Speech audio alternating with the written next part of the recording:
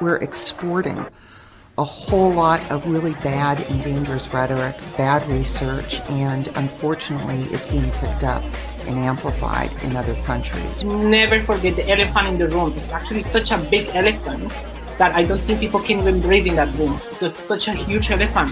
It's the number one preventable cause of death in Australia.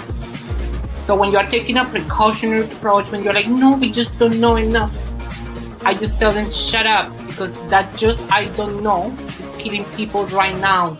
We're worried that, in fact, a lot of members of the public still think that using an e-cigarette is as harmful as smoking a cigarette. So, I mean, I have said that it would be tragic if smokers didn't quit and carried on smoking because they hadn't tried an e-cigarette, because they were worried about the safety of an e-cigarette. It's not about really quitting smoking.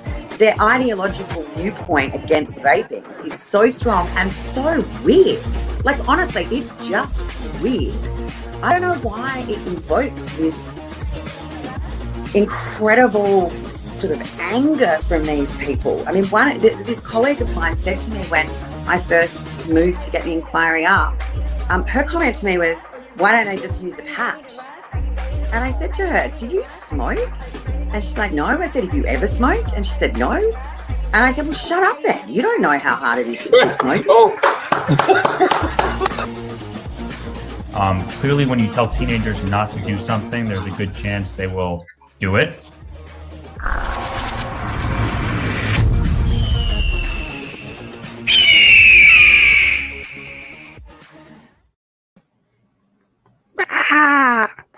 Well, hello and welcome. It's Friday night, and well, we had stuff happen this week. I think I don't even know what I'm going to be talking about tonight because I think Kevin is pulling a grumpy old broad and complaining about not having slept and being tired because he sent me a cryptic text that said not positive if I'm wimping out tonight or not. Timing ... heat ... if I can stay awake ... That sounds suspiciously like a complaint, a whiny complaint that the cranky old broad would make. So I don't know what the hell we're gonna do because I don't have my normal sounding board. So I did do this show for like 4 years all by myself. I can do that. I could very well do that. So we might just do that, or I might just randomly select somebody from the chat room to come in and be my Ed McMahon. Yeah, that would have been okay. But anyway, how the hell are you? There's people here in the chat. There's a Rob Ramdisk who actually posted his first comment before we went live on YouTube. That is one of the wonderful things about YouTube, is it allows people to post a comment before the show even goes live. He says FDA is banning flavors in the US, and he has a sad face. It's a sad emoji. We don't know that for sure. You already know, everybody already knows that I think they're going to ban everything, but we don't know their announcement this week, which we'll talk about. We'll talk about at some point. The language of that letter or that statement does indicate to me there's some language in there that just leads me to believe that they're not gonna do that. But you never know. It does appear to be good news for the few people out there that actually produce tobacco flavor vapes, and the people that like them, but that is a very small minority of people that use this product and that quit smoking using this technology. So for me, I vape tobacco, so it's mostly fine. But this is not about me. This is not about, really, I hate to say this. It is about the people that are in the chat room that own vape shops and who has made it their mission to save smokers' lives. And it really is about the people that still smoke, that just, one day will wake up and cough up a lung and have trouble breathing, or get tired going up a flight of stairs and say, you know what, I have to quit smoking. And then, they'll do that research and they'll find out, or they'll talk to somebody they know that already quit using some cigarettes by vaping, and then they'll get that inspiration or motivation to actually make that choice. Because regardless of, I'm going to hold this up, but regardless of how awesome this is, or vaping is in general, it doesn't work if people haven't made that choice. I mean, there are a lot of accidental quitters. There is no denying that. I mean, we know quite a lot of people that were like, well, I was going to try it for a weekend because I was going to be somewhere where I didn't want to smoke. But it ended up, I liked it so much, I never bought another pack of cigarettes. Well, I mean, yeah, that does happen. But by and large, the desire to quit is the number one factor in people quitting. And if they don't have this option, these are, anytime I say if, it's going to be a big capital letter if you're actually transcribing. One of you could actually be typing up my words for me. It would be nice. But anyway, yes, if should be for the next 2 weeks, because we don't know anything. I mean, I make predictions because I've been around. I want people to be aware that this is a possibility. By no measure am I hoping this happens. And I even tweeted at FDA this week, please make me wrong. I would be happy to be wrong. But it seems like they have already found several different ways to make this happen, to make a vape-free future happen. And that's what their goal is. It's not a tobacco-free future.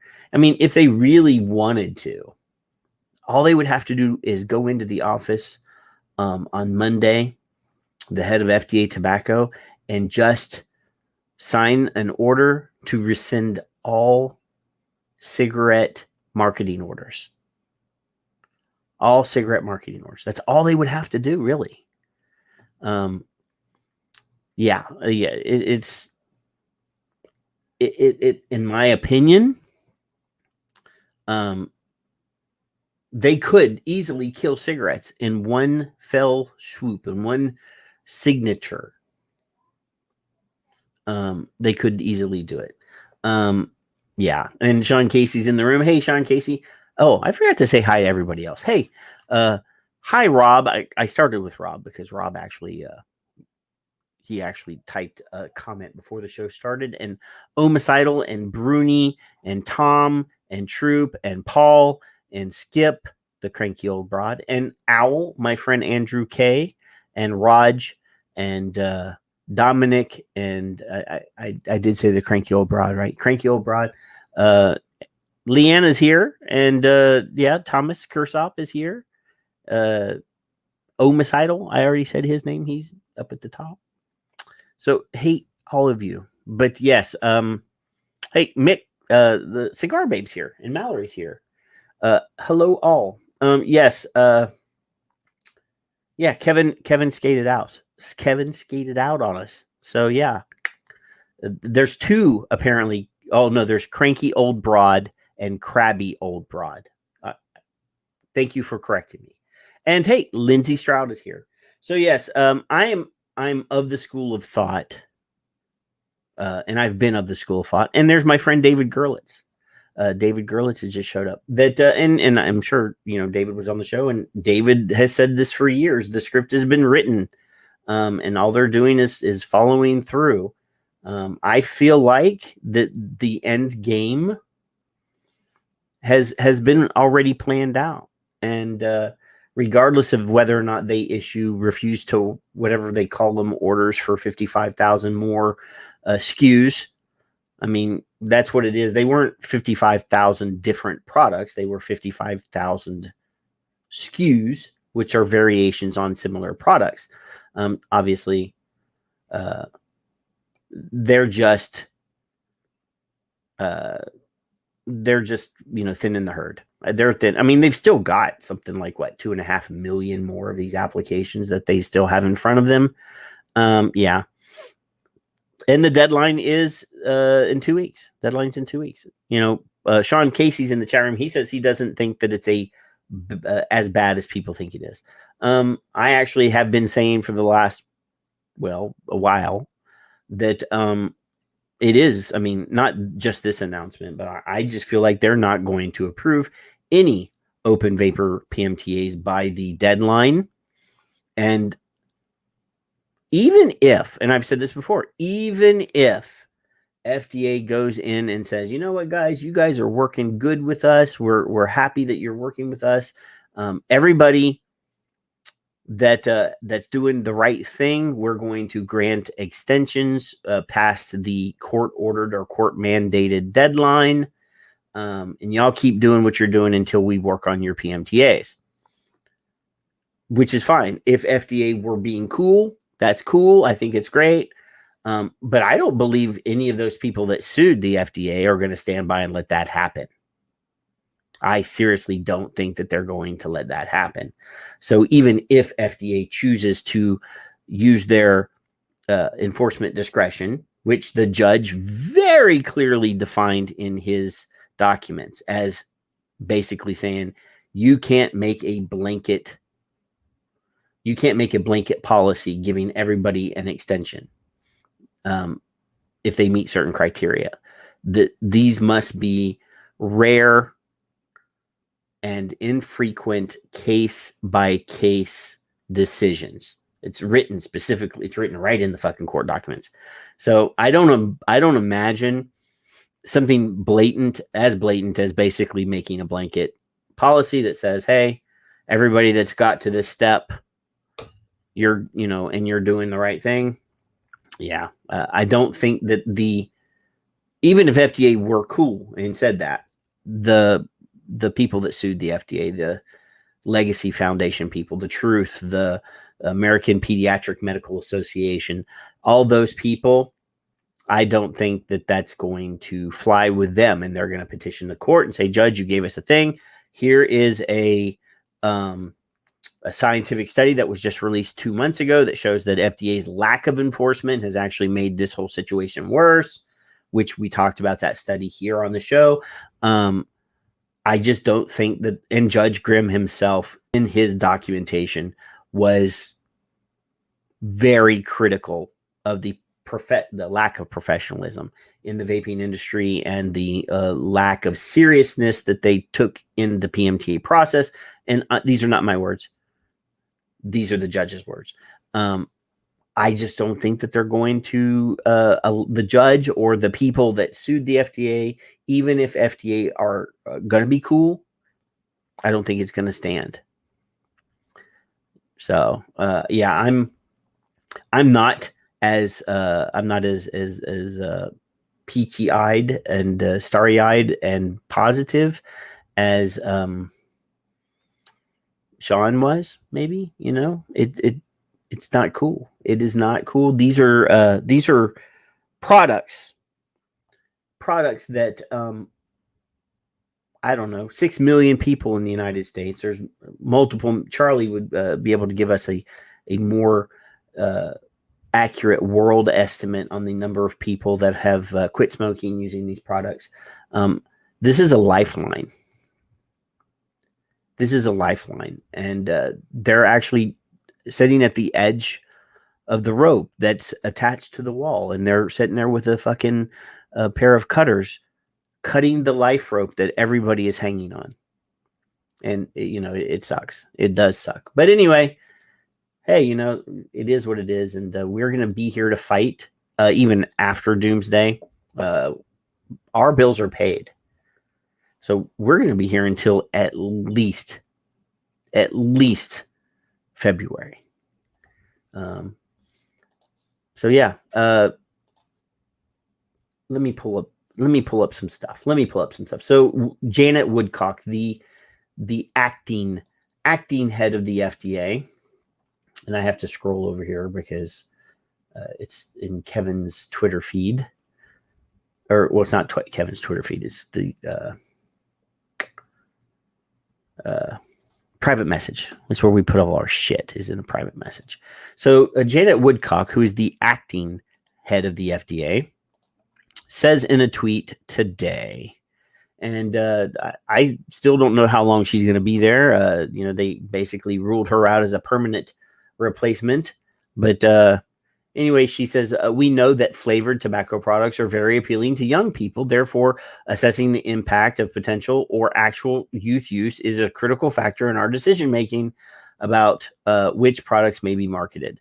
And this is a retweet of the FDA tobacco denial orders for the 55,000 SKUs that the FDA did deny this week. And in the denial letter, we'll read this real quick, because there is a weird bit of wording here. So anyway, it says FDA denies marketing applications for about 55,000 flavored e-cigarette products for failing to provide evidence that they are or that they appropriately protect the public health.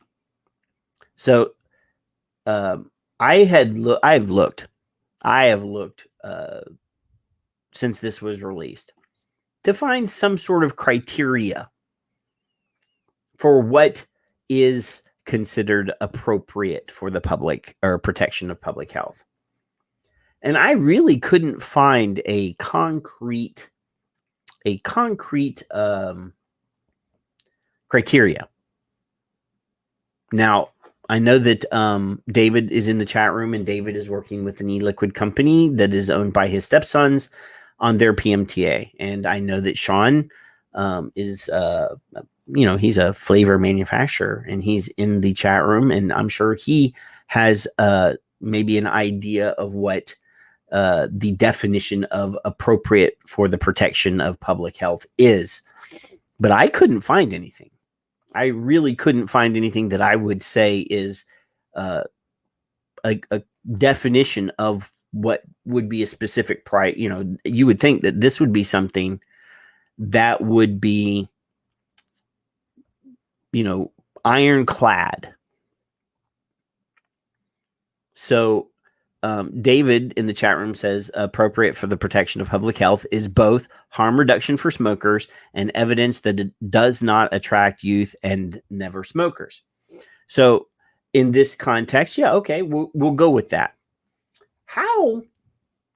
Well, wait a minute. So today, the US FDA issued first marketing denial orders for ENDS products after determining the applications for about 55,000 flavored ENDS products from 3 applicants lacked sufficient evidence that they have a benefit to adult smokers sufficient to overcome the public health threat posed by the well-documented alarming levels of youth use of such products.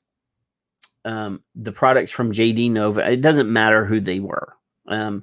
Apple Crumble, Dr. Cola, and Cinnamon Toast Cereal were some of the names of the flavors. Fine.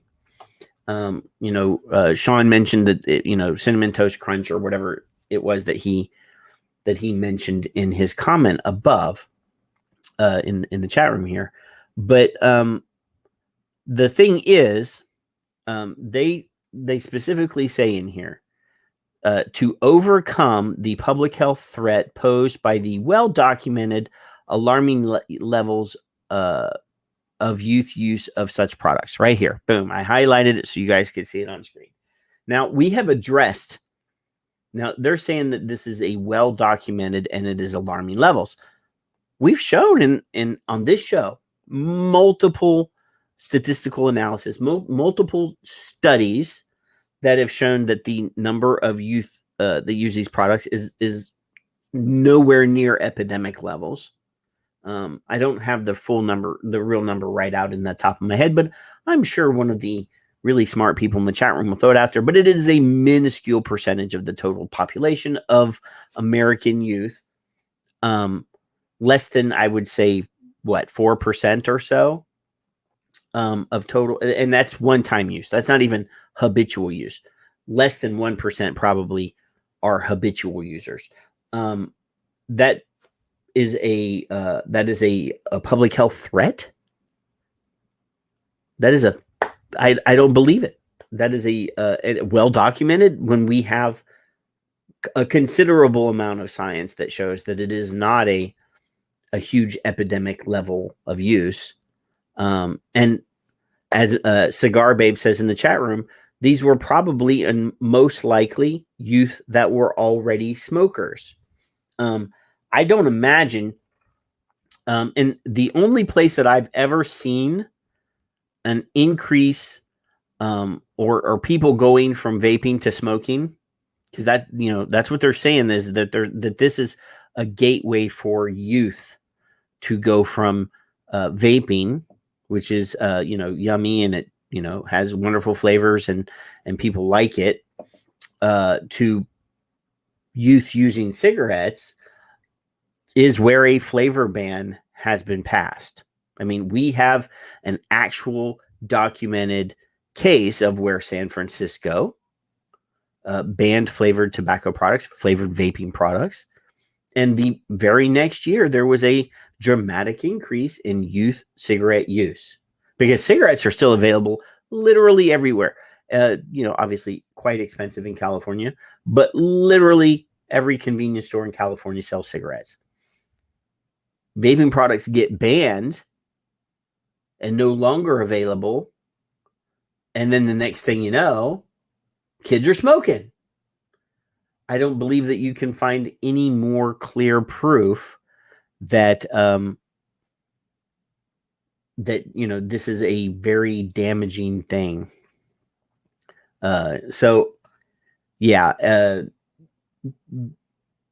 Being that they're actually not even considering the number of people or children or youth that use these products. And I am in no way, shape, or form promoting that kids should use these products. I don't have kids. And if I caught my kids vaping, I would be upset. Because, if they don't need it, they don't need it. Obviously, I need it. My brain works a lot better with it. I'm wearing my nicotine enhanced t-shirt today, as you can see.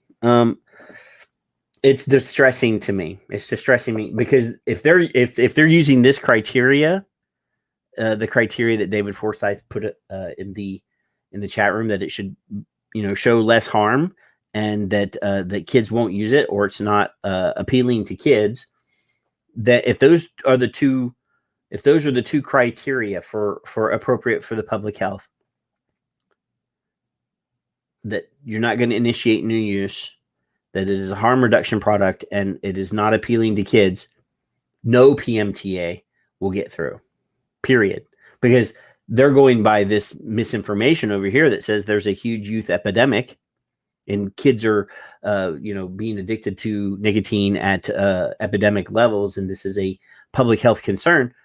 No product is going to get through. If that is the fucking criteria that they're putting in front of everybody, I don't even see tobacco getting through because kids smoke. If kids smoke, that means that tobacco is appealing to kids. So this is a fucking a hurdle or a high jump.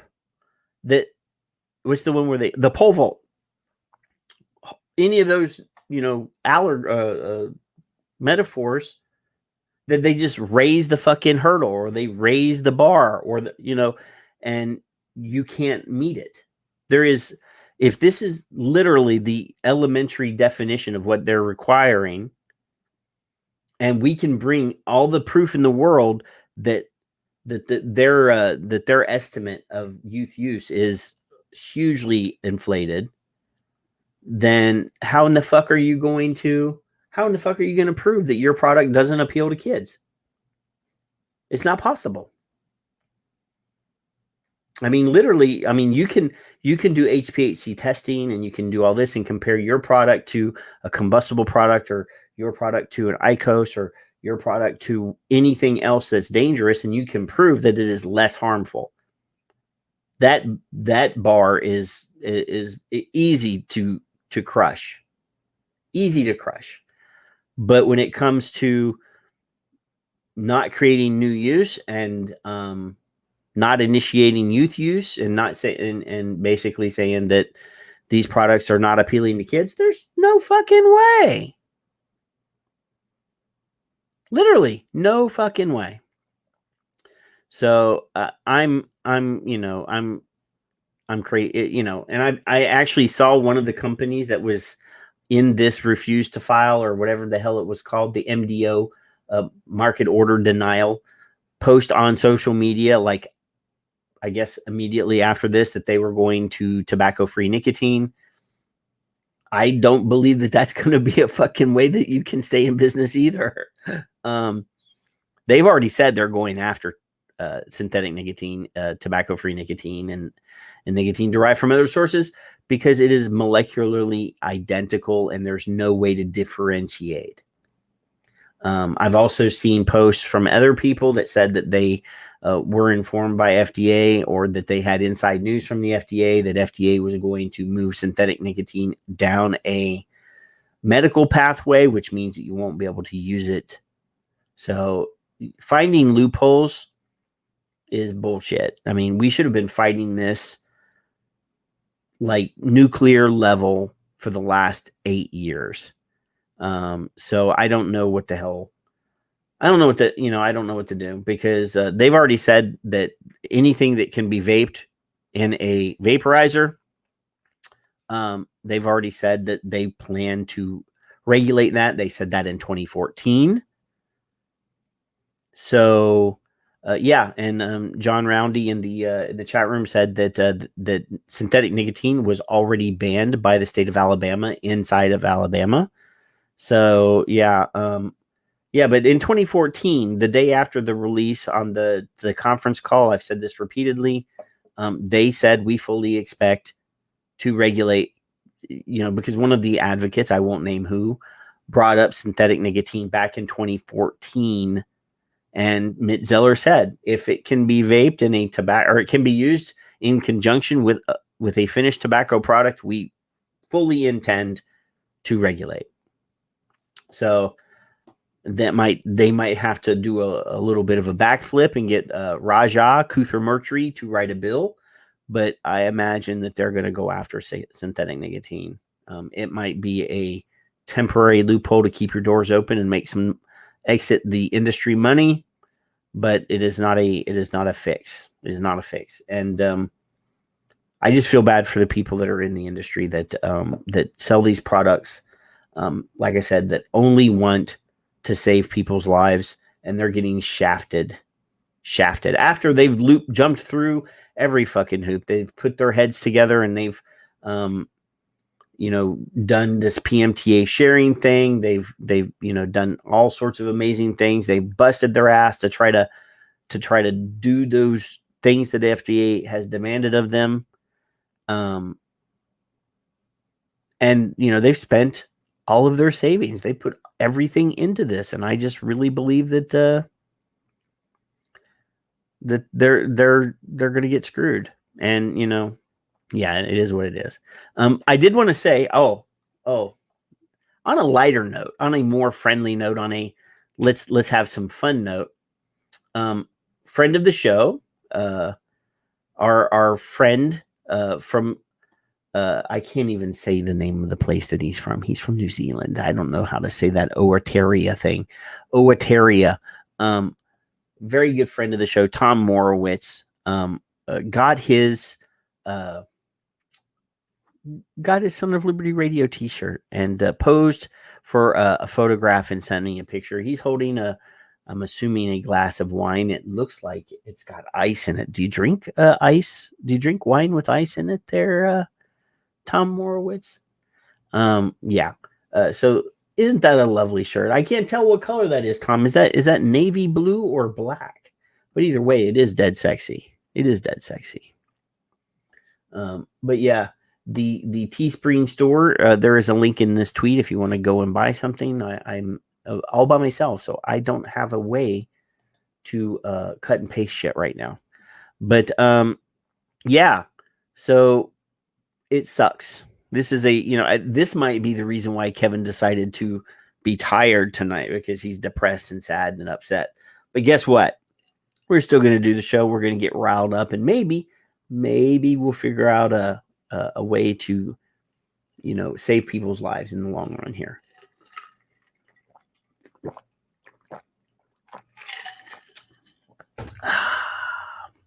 Excuse me. I was thirsty. Hey, what are you talking about, Leanna? Leanna's cursing in the chat room. I don't know what that means. No shirts, no shoot, no wine.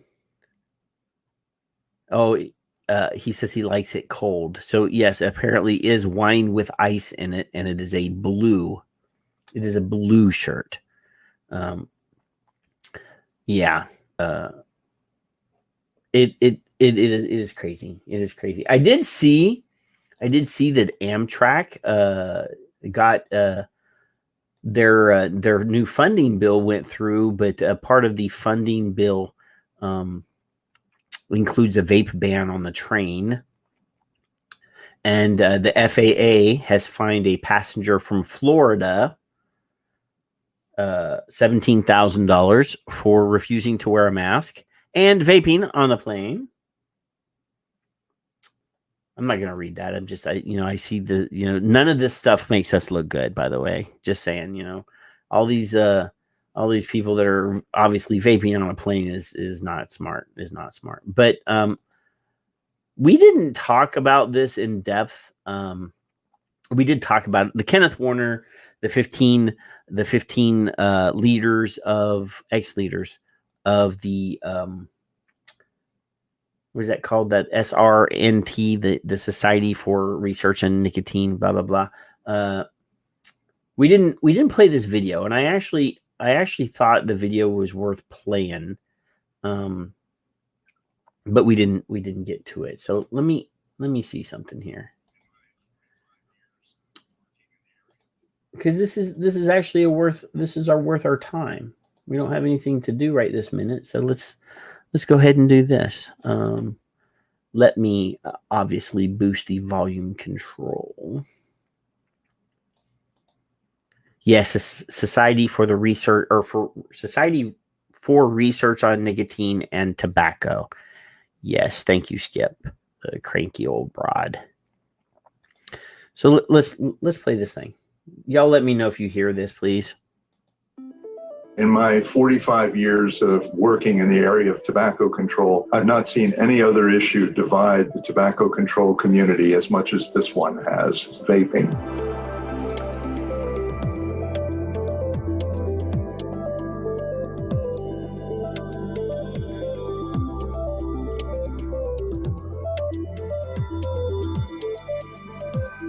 So we have really two groups. We have the group who are very much opposed to vaping because they see it as imposing huge risks on kids. On the other end of the spectrum, we see a number of researchers and members of the vaping community who believe that vaping is a great tool for helping people to get off of smoking. More than half of the public on surveys believes that vaping is as dangerous as or more dangerous than cigarette smoking. The major organizations that have studied this, like the National Academy of Sciences, Engineering, and Medicine, have concluded that vaping is substantially less dangerous than smoking. One of the things that most people do not appreciate, it is burning tobacco. It is inhaling smoke, and specifically cigarette smoke, that causes nearly all of the tobacco-related disease and death throughout the country and indeed throughout most of the world. I, like many of my colleagues, believe that as a public health community, we have gone overboard on emphasizing the risks to kids and downplayed the potential of vaping to help adults who are smokers to quit smoking. Everybody wants to keep nicotine and tobacco products out of the hands and indeed the mouths of kids, and everybody wants to help adult smokers to quit. So we need to come up with a mix of policies that will address both of these objectives. Here are some policies that are well worth considering. We should significantly raise excise taxes on cigarettes and other combusted tobacco products. I don't disagree with that. I don't. I will. Miss Idol. I will. After the video because I have to minimize this window. But anyway, actually, here's the deal. I believe that all taxes is basically the government stealing from you, and the government should not be moralistic assholes. So I do have that approach. I don't think that people should be fined by the government. It's not their job to be our mommies and daddies. But yeah, I mean, it's already a reality in most places. I mean, obviously not Texas, but California and New York and Australia and people all over the world pay huge amounts of money for cigarettes. I mean, I think our average cost is somewhere around $5 or $6 a pack or something here. In New York, it's like $20 a pack. In California, it's like $18 or $15 a pack. But yes, I don't think that I don't think it's the government's job to place moralistic taxes on people because it's a sin. I don't do it. I don't believe it. But it is a way to dissuade everyone, not just children, everyone from smoking. But again, it's their fucking choice.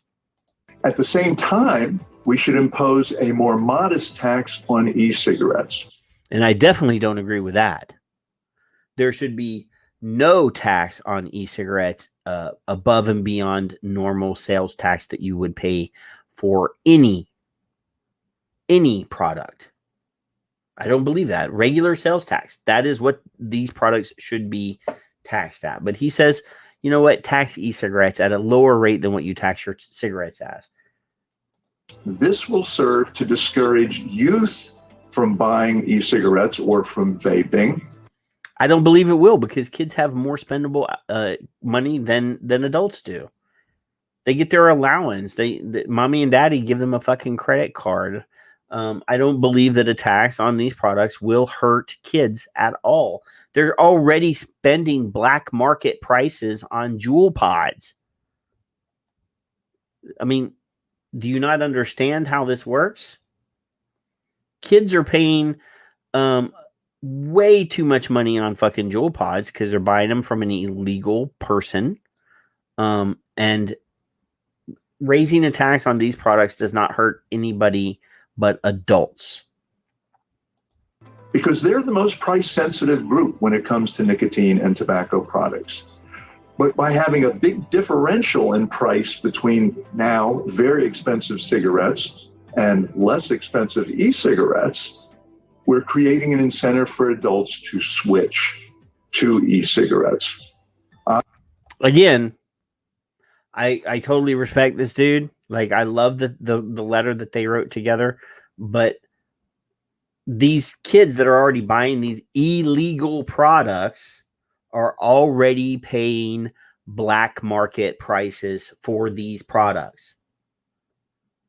So a tax on vaping products, even if it's a modest tax compared to regular cigarettes, is not going to do shit because obviously they're already paying like $10 for a fucking Juul pod that only costs a couple dollars or whatever. You know, they're already paying an exorbitant price for a product because it's illegal, and nobody that's selling black market Juul products to kids at school is going to give it to them for cost. It doesn't work that way. That's not how illicit markets work. Obviously, we want them to understand that e-cigarettes are not harmless and that ideally they should quit vaping at some point after they are completely off of cigarettes as well. Our group would recommend that there be no marketing permitted to any adolescents or young adults. We believe the message for adults should be restricted to one of switching and should basically encourage them that if they are not able to quit smoking otherwise, they should switch to e-cigarettes. It is extraordinary to look at the data over the years since vaping got introduced. The American public's understanding of the risks of vaping has deteriorated over time. It has gotten worse. Larger and larger percentages of American adults now believe that vaping is as dangerous as or more dangerous than smoking, which could not be further from the truth. But that's a result of the messaging that has kind of leaked out into society as a whole. We're not managing to target messages to the right groups. Smokers share the belief that vaping is dangerous. We need to get the message to adult smokers that vaping is a viable alternative if they're not able to quit smoking otherwise. As we continue to try to keep cigarettes out of the hands and mouths of kids. I want you guys to look at this symbolism here. Let me go back here. All right, so you got one. This is funny. This is like a slap in the face of, people that smoke. So look, you have two people here that are smoking, and both of them have a beer in their hand, and they're offering cigarettes to this innocent young man. These guys kind of look shabby. The smart kid, he's got his shirt buttoned up. He's got his shirt tucked in. He's carrying a book. He's studying. He's working, and these two scruffy looking fellows are offering him a cigarette. If this type of imagery, if this is absolutely how the world sees people that smoke, that we're the scruffy people that should be looked at with disdain. Look at this innocent child being tempted by these two scruffy looking smokers. Look at that. I didn't notice this until just now, but it caught me, and I was like, oh, I gotta say something about that. This is as othering as you could possibly get. Out of the hands and mouths of kids. We must never forget the people who are the current smokers, the adults, the ones who are at immediate jeopardy of disease and death. So, like I said, I definitely don't want to criticize overly, but and we do respect Kenneth Warner and the letter that they wrote, but it seems like this is a Adelaide Stevenson. This is a for the history people. This is an appeasement plan. Skip mentioned it above in the chat room. She said that he's trying to get tobacco control people to meet harm reduction people halfway. And the thing is that if you give them an inch, they're fucking gonna take a mile. I did put the link to that in the chat for everybody that wants to read that. That's actually the University of Michigan press release about the SRNT 15 hashtag SRNT 15 report. But I don't agree with those policies, though. I don't agree with the idea.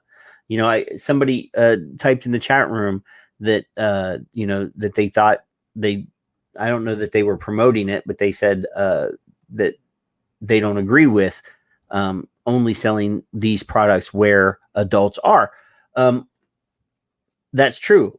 People need to be able to have access to these products everywhere they would buy their cigarettes, because one of those days they're going to be there to buy their tried and true cancer stick, and they're going to say, you know what, sell me one of those electronic cigarettes, sell me one of those things, because I don't want to die. I don't want to die in a hospital bed with tubes in my nose and a trach in my throat, gasping for air. I've mentioned this before on this show. And I'm pretty sure at least, I don't know, 80% of the people that are watching the show and listening to the replay has at some point, whether they were a child or an adult, at some point they were in a swimming pool or in the ocean and they got stuck in the undertow, or somebody was holding their head down in the pool. I don't know.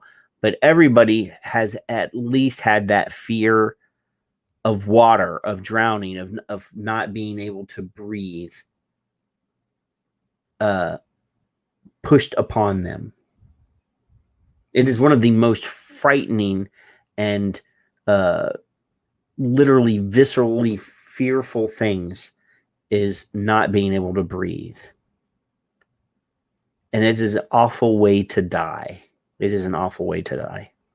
Especially right now. I mean, I didn't get home until late this afternoon. That's one of the reasons why the show didn't get put in earlier. I didn't get it promoted earlier. I didn't get it posted earlier. I didn't generate the show early enough because I worked late today, because one of my coworkers sent their kid to school early in the week and came home with a positive COVID test. And as you know, I work in healthcare, and I treat patients that have COVID. It is not a pretty thing. It is not a pretty thing. It is actually quite scary. But anyway, fighting for your breath sucks. It sucks.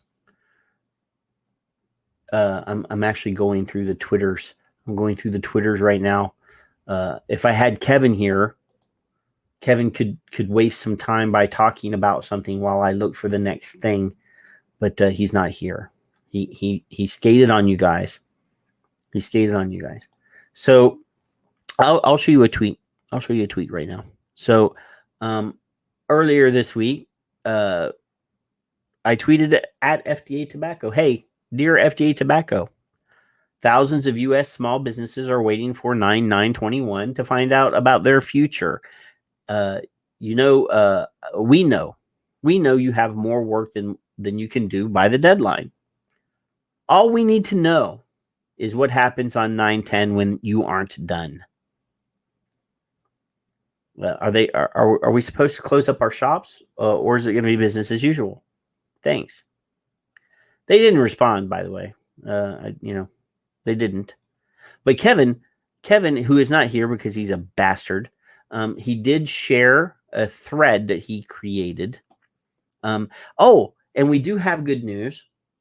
Michael Pesco, who we talked about last week, and every once in a while, it is amazing that we find somebody that we didn't know about.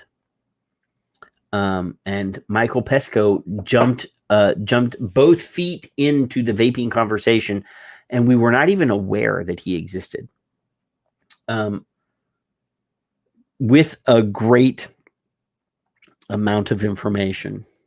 He did tweeted in one of our threads. I can't remember exactly what tweet it was, but he introduced himself with a bang, because he put on his tweet a link to a Google Drive with a brilliant amount of harm reduction information and 60 slides. It's a PowerPoint. It's a PowerPoint thing that is 60 slides long. We're not actually going to talk about this right now, because I reached out to Michael Pesco, and he has agreed to come on and talk to us about this. Obviously, we want to talk about his 60-page PowerPoint talking about vaping, talking about the financial impact, and yada, yada, yada, because he's, I believe he's an economist, or he's in economics. Let me click on him. If you're not following him, you should be following him. See, I'm following him. But he is a health economist and associate professor at Georgia State University. He's going to come on the show in like a week and a half, 2 weeks. He has another paper that he's publishing, and he would like to come on when that paper is published. So we do actually try to have brilliant guests on the show, and we are endeavoring to make that happen. So Michael Pesco will be on the show in the future. But anyway, and it soon. Kevin decided to put a thread together. And you know how we like threads. So it's only like a 10-part thread. But and Skip says that Michael Pesco is the one who helped convince me to get vaccinated because she's a chicken. And anyway, so Kevin, the first thing is he's sharing Michael Pesco's Google document. Then he says this is from Cliff Douglas, who won't come on the show because he says that he wants to go to broader audiences, but we still love him. And he has a link to his, I don't want to use the word manifesto, but it is a commentary, and it is his 10-page entreaty to tobacco control to embrace harm reduction and probably be less of a douche bastards. Let's see. 3, he shares a piece from the University of Michigan, which is the thing that we just shared, the video that we just shared. Then there's, of course, the Truth Initiative's admission in 2016 that e-cigarettes are substantially less harmful than regular cigarettes. That the Schroeder Institute, nicotine is used for a number of reasons. Nicotine can have positive effects on cognitive processes,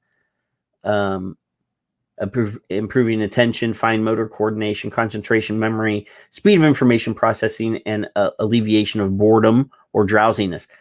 Yes, and alleviation of stress, anxiety, depression, and other mental health and medical conditions. And it is beneficial and helpful in treatment of schizophrenia and Parkinson's disease.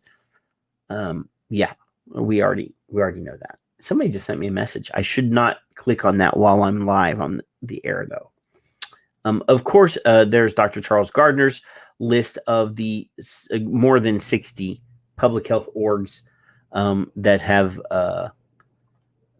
made comments and statements that they probably shouldn't have, or whatever. But yes, all these different 60 plus, and it's growing. It's growing by leaps and bounds. It's 9 full pages of public health orgs that are pro-vaping or anti-vaping, but have made positive statements about vaping. So, we have resources, we have tools, and we have the truth on our side. Not the Truth Foundation, but we have the actual truth on our side. And then the fourth pillar of the framework of Framework Convention on Tobacco Control, which we talked about on the show, which is 1D of their Framework Convention on Tobacco Control, Article 1D, specifically instructs the organization to consider harm reduction strategies, so forth and so on. The SINAR, right? We're not going to talk about the SINAR thing. I think that's hilarious. But Chris is in the room. Chris Big Knowledge Garland is in the room. And I did see that he was asking about, since the only juice flavor that will be allowed is tobacco flavor, what flavor would you suggest? Well, it depends on how big of a dick. If this is true, and it's a big if. Remember earlier in the show, I said, if I use the word if, it is big capital letters if, because we don't know. But I am currently, actually this week, I was the first time I loaded a tank of commercial e-liquid into my device in like a year, because I've been doing DIY for so long. I actually have a supply of 5 Ponds Kingside tobacco in a tank, and I also tanked up. This is a new bottle, but this is something that I always keep around, and I actually did not tank up that. But I do have a bottle of vanilla custard tobacco from Ripe Vapes. I did not tank this one. This one is actually from 2019. August of 2019. I believe it's probably still very good and it's probably well steeped. But I did actually open a bottle. I had a bag, and I still have probably another maybe 150 mils of candied Cavendish from the Plume Room. And this one is actually from, I know there's a born on date on here somewhere.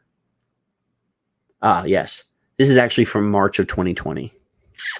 So all of these are finely aged tobacco flavors. But yes, this is definitely awesome. And this is definitely awesome from the Plume Room. And Kingside tobacco from Five Ponds is also quite good. And yeah. I don't, hey man, Paul says, hey man, I don't know who he's hey man, and he just says, hey man. Actually, I don't know, because if they're going to, if they're going to be dicks about it, they could say, well, there's fruit in every one of those, or there's custard in that one, or whatever, because every one of these, this is candied Cavendish. This is a fruity tobacco. This is a Cavendish tobacco with some fruit elements. This is a, vanilla custard tobacco, so it has vanilla custard in it, obviously. And Kingside tobacco is a berry tobacco. If they say those are not going to be allowed because they have characterizing additives and it can only be tobacco, then we're fucked, because I don't want to say we're fucked, but yeah. And these are all ifs, because I don't know. Nobody actually knows. I mean, I can extrapolate and I can make wild guesses, and I have done that, and I probably will continue to do that. I don't believe in any way, shape, or form that the criteria for proving that your product is appropriate for the protection of public health is, I think it's very subjective. And I believe that they haven't really embraced the fact that they've been misinformed about a youth vaping epidemic. I mean, obviously there are kids that use that. And yes, the Dutch cocoa tobacco. I need to order. Oh, I want to take a moment. I want to completely change gears here. If you, to make yourself carefully, to protect yourself for the future, or at least the time being, since we don't know what the fuck is going on. Everybody that listens to this show, that doesn't own a fucking, well, actually, no, I take that back. Everybody that uses these products, and everybody, whether they're a consumer or a manufacturer of these products, as long as they use these products, I really hope that either tomorrow morning you get in your car, go to the local vape shop if there's one in your locality, and you buy, I don't know how much money you got, but spend what money you can in those vape shops. If there is no vape shop, if you're like me and you live in a place where all the vape shops went out of business or turned into head shops and barely have any vaping product in them at all, go online, find the company that you want to spend some money on. So tonight, before I go to bed, I need to place an order on the Plume Room, because we need to support as many of these people as possible while we can. So go to a store or go online. Don't, and I'm not telling you, I'm not being mean here. Don't go to Giant Vapes and buy from Giant Vapes. Go to the company that produces that product if they have a website. Buy directly from them. Support those businesses while they're still able to do business. Immediately. Well, don't leave the show, but go and find somebody to spend some money and maybe help them feed their family for a day or 2 days. Buy what you can buy, and support these small businesses. I say don't go to Giant Vapes because Giant Vapes has a huge selection. It's a big company. And, from what I understand, they're owned by a tobacco company. Go directly to Ripe Vapes, or go directly to the Plume Room, or go directly to whatever company it is that you love, and give them some money. So, yeah. Will Webb says, so what exactly is going on? Did the so-called public health idiots pass flavor bans and deny the PMTAs? Well, they didn't deny all the PMTAs, and they didn't officially pass a flavor ban, but they did actually send refuse to approve, or whatever the fucking order is, to 3 companies that had 55,000 SKUs or more, but they refused 55,000 SKUs. And the language specifically mentions flavors. And the comment from the head of the FDA specifically mentions flavors. And both mention flavors and kids and the youth epidemic.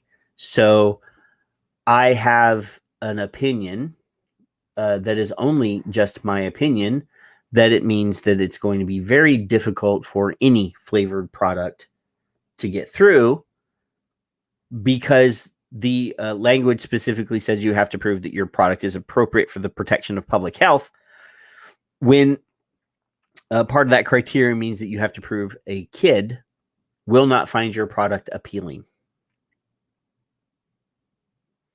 I don't know these 3 products or these 3 companies, but yes, they appeared to be relatively small companies. But that doesn't mean anything, because the criteria the reason that they were rejected, whether that was because they had goofy names or whatever. Yeah. So I don't think so.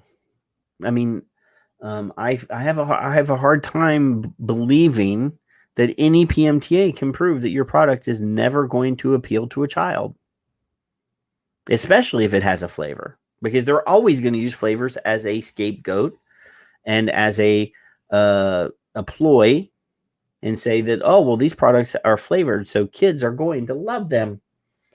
So yeah, it is what it is. I'm sorry if that didn't, or I hope that answered your question. And I'm trying not to depress Skip tonight. I'm trying to make Skip happy. I was unable to get any more sleeping pictures of Skip. I'm hoping that Mark does figure out a way to secrete a picture so that we can have some more fun. Maybe a picture of her sleeping on the toilet again. That would be fun. I could go through my Twitter timeline real quick.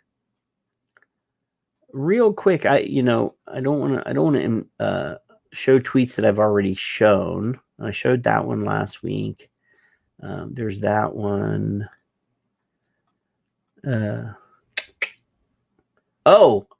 I forgot. I did receive word while I'm scrolling through my doohickey. Remember last week we mentioned that Facebook was blocking the link to the Kafra Kasa Jam, the website specifically designed and asking for people to submit their testimonials.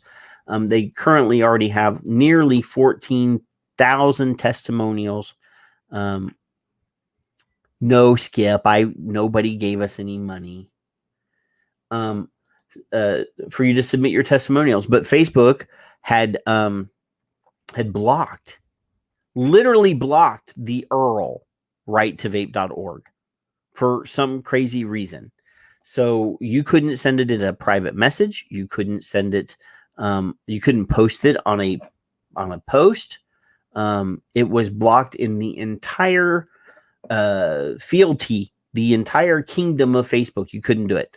Well, whether it was because I tweeted about it or Danielle and Alex, that's probably what it is. They actually did an official appeal to Facebook, but Facebook has lifted the ban to the right2vape.org URL. So now you can share the right to vape URL on your Facebook timeline, in your groups, and you should be doing that, because we have millions of people that use this product that claim that vaping saved their lives, but we only got nearly 14,000.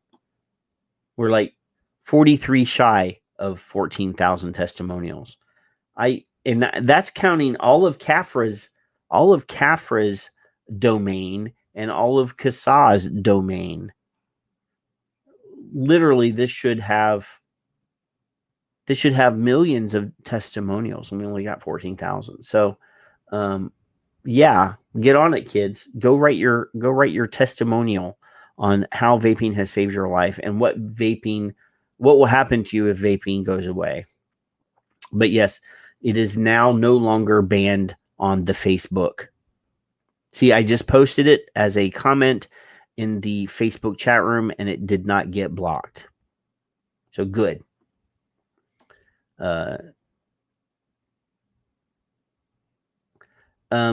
Joshua says, yeah, well, as of September 10th if a PMTA hasn't been approved for an item, it is illegal and can be sold. That is what I have been saying, Joshua, for a while. That is what I have been saying. Hello, Addie Tooney. But there are people who claim that they have inside knowledge that that FDA is going to grant an extension, which I say is specifically disallowed by the court ruling. But they're saying that they heard from somebody inside. The comment I saw in a post was, he said, but they wouldn't say who he was. I specifically believe that a blanket extension is definitely not allowed. And there are case-by-case instances where an extension can be granted on a like I said, on a rare and specific case-by-case basis. There may possibly, I don't want to be too negative, the Plume Room could request an extension on their PMTA and get it. Yeah. Unless the FDA gives them an individual extension, I'll tip over to the FDA, does a blanket one after they're shenanigans it. Yeah, I don't believe, after yesterday and the comments and the language that was specifically mentioned, that any flavored product will be getting an extension. I don't believe it. Candied Cavendish might, though. You never know. Troop, you better ask for one if you haven't already. Yeah. I have to take a drink. I should get Skip to come in here. She's drinking. She says, damn this computer, take a drink. I'll be back.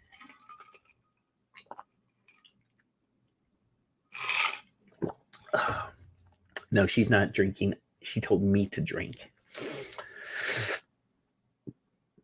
I should send the link to somebody randomly and see if somebody will randomly come. I actually know. I mean, Will's asking tobacco flavors will be okay to sell or no. If my assumption is correct, no product will be allowed until FDA approves, or again, I shouldn't use this word. If they approve your PMTA and grant you marketing orders, that is not the same thing as saying that your product is approved. If your PMTA is approved and you have been granted marketing orders by that day, you are legal to remain on the market. And if my understanding of the law and if my understanding of the language of the ruling is considered, then no product that has not received marketing orders can be on the market after 9/9/21. So, yes, We should be clear that no e-liquid will ever, no vaping product, no cigarette will ever be FDA approved. Their PMTA will be approved, but the product itself will be granted marketing orders. But no cigarette has ever been FDA approved. No vaping product will ever be able to use the word FDA approved. Their PMTA will have been approved, and their product will receive marketing orders, but we can never use the language, this is FDA approved. No, that's not how this works. No tobacco product will ever be FDA approved. Their application might be approved, but yes. No, Troop, it's just you. Sorry, Troop. At least on my end, I look very cool and smooth. Where is my messenger? And no, Will says in the chat room, it all comes down to money. No, it doesn't, because I don't believe that that they ever intended. In my opinion, I don't believe they ever intended to approve anything to anyone, and they were clearly just giving lip service to this process. Eeny, meeny, miny, mo. Here, I'll send it to Mike Peterson. I know he's working, but I still want to send it to him anyway because he has a sexy voice. Let me send it to... I already sent it to Kevin. He blew us off. I would invite Peggy. Peggy was in the chat room, but I don't believe she's in the chat room. I'll send it to J Love. I'll send it to... Where's my standard substitute Kevin? I'm just gonna this is not random at all. This is me picking people.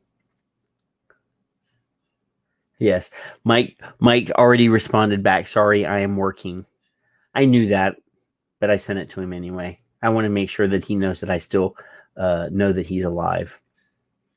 Yes, I will find Paul. Let's send it to Paul. He's in the chat room. He may or may not want you guys to see his ugly face today. And I'm sure he's going to try to figure out a way to derail the conversation, talk about this awful prescription model that's going to happen in September in Australia, which I probably will not fight. If he wants to talk about that, we will talk about that.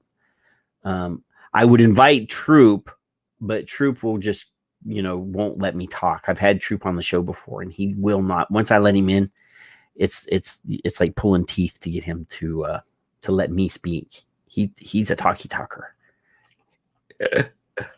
Well, I could ask Owl.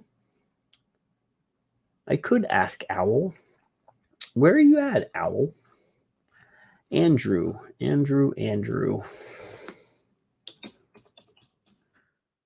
There you are. I'll send Andrew K the link. It's been a long time since I've actually had a face-to-face. One time? Troop says that was one time. That was like 4 times. Troop's been on the show like 5 times. And all times that he was on the show, he would not stop talking. And I couldn't talk. It was crazy. 3 people have messaged me now. Need a moment. Well, that was 47 minutes ago. I didn't even see Sean Casey.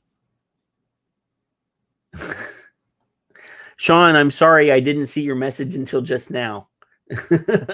There, I'll send Sean Casey the chat link too. He wants to debate with me. So let's... Oh, no, that's... Give me a second here. I got to recopy the link.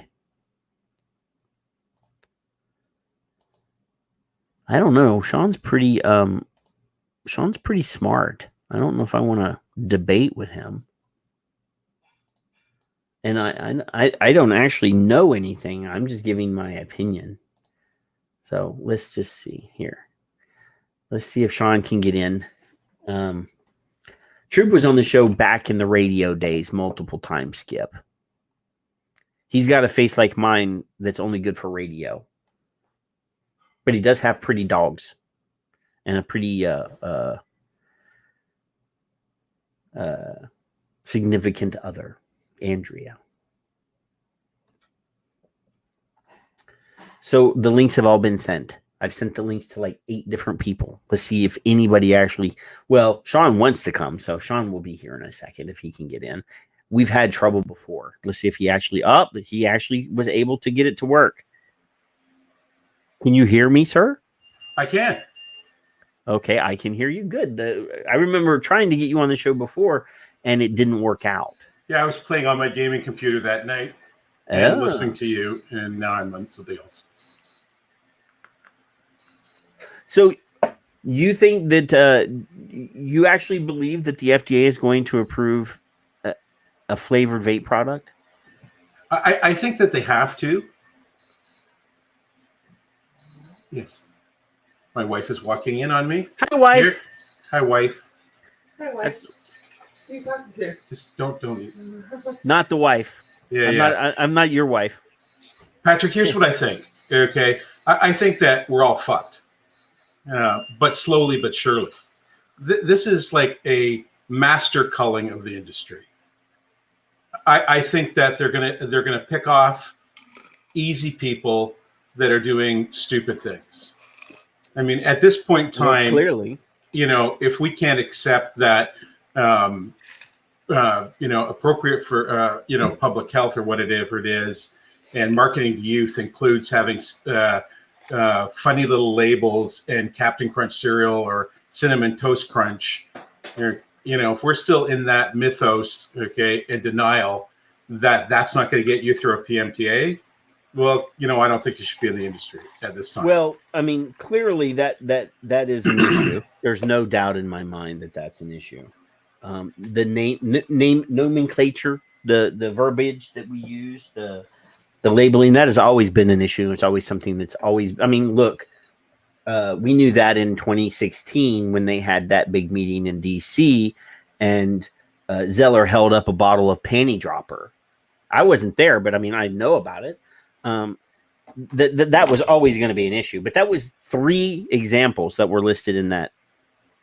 All 55,000 of those SKUs couldn't possibly have all been those kinds of names, though. So listen, there's what, 6 million PMTA submissions? No, there's only 4.5 million now. Okay. Well, the thing is, like, companies like this that we don't even know whether they exist. I don't even know if they're a client of mine. Okay. Quite frankly, never heard the name. Okay. But the fact that they're submitting 55,000 SKUs is crazy, because where are they going to come up with $2,000 to $4,000 to do HPHC aerosol testing for 10,000 SKUs? Shelf stability testing. Yeah, the population level. I don't even remember. Is that still a requirement? The population. Yeah. So all of those things cost money, and I believe that at some point, and the one guy the initial 2.5 million PMTAs that were initially was one guy, right? And he was actually one of the people that were also the guy that was in the 55K. Yeah. That same company, I think, pretty much got decimated. I don't know, but I think 2.5 million SKUs was his way of trying to bury them in paperwork, and it was probably an adolescent attempt.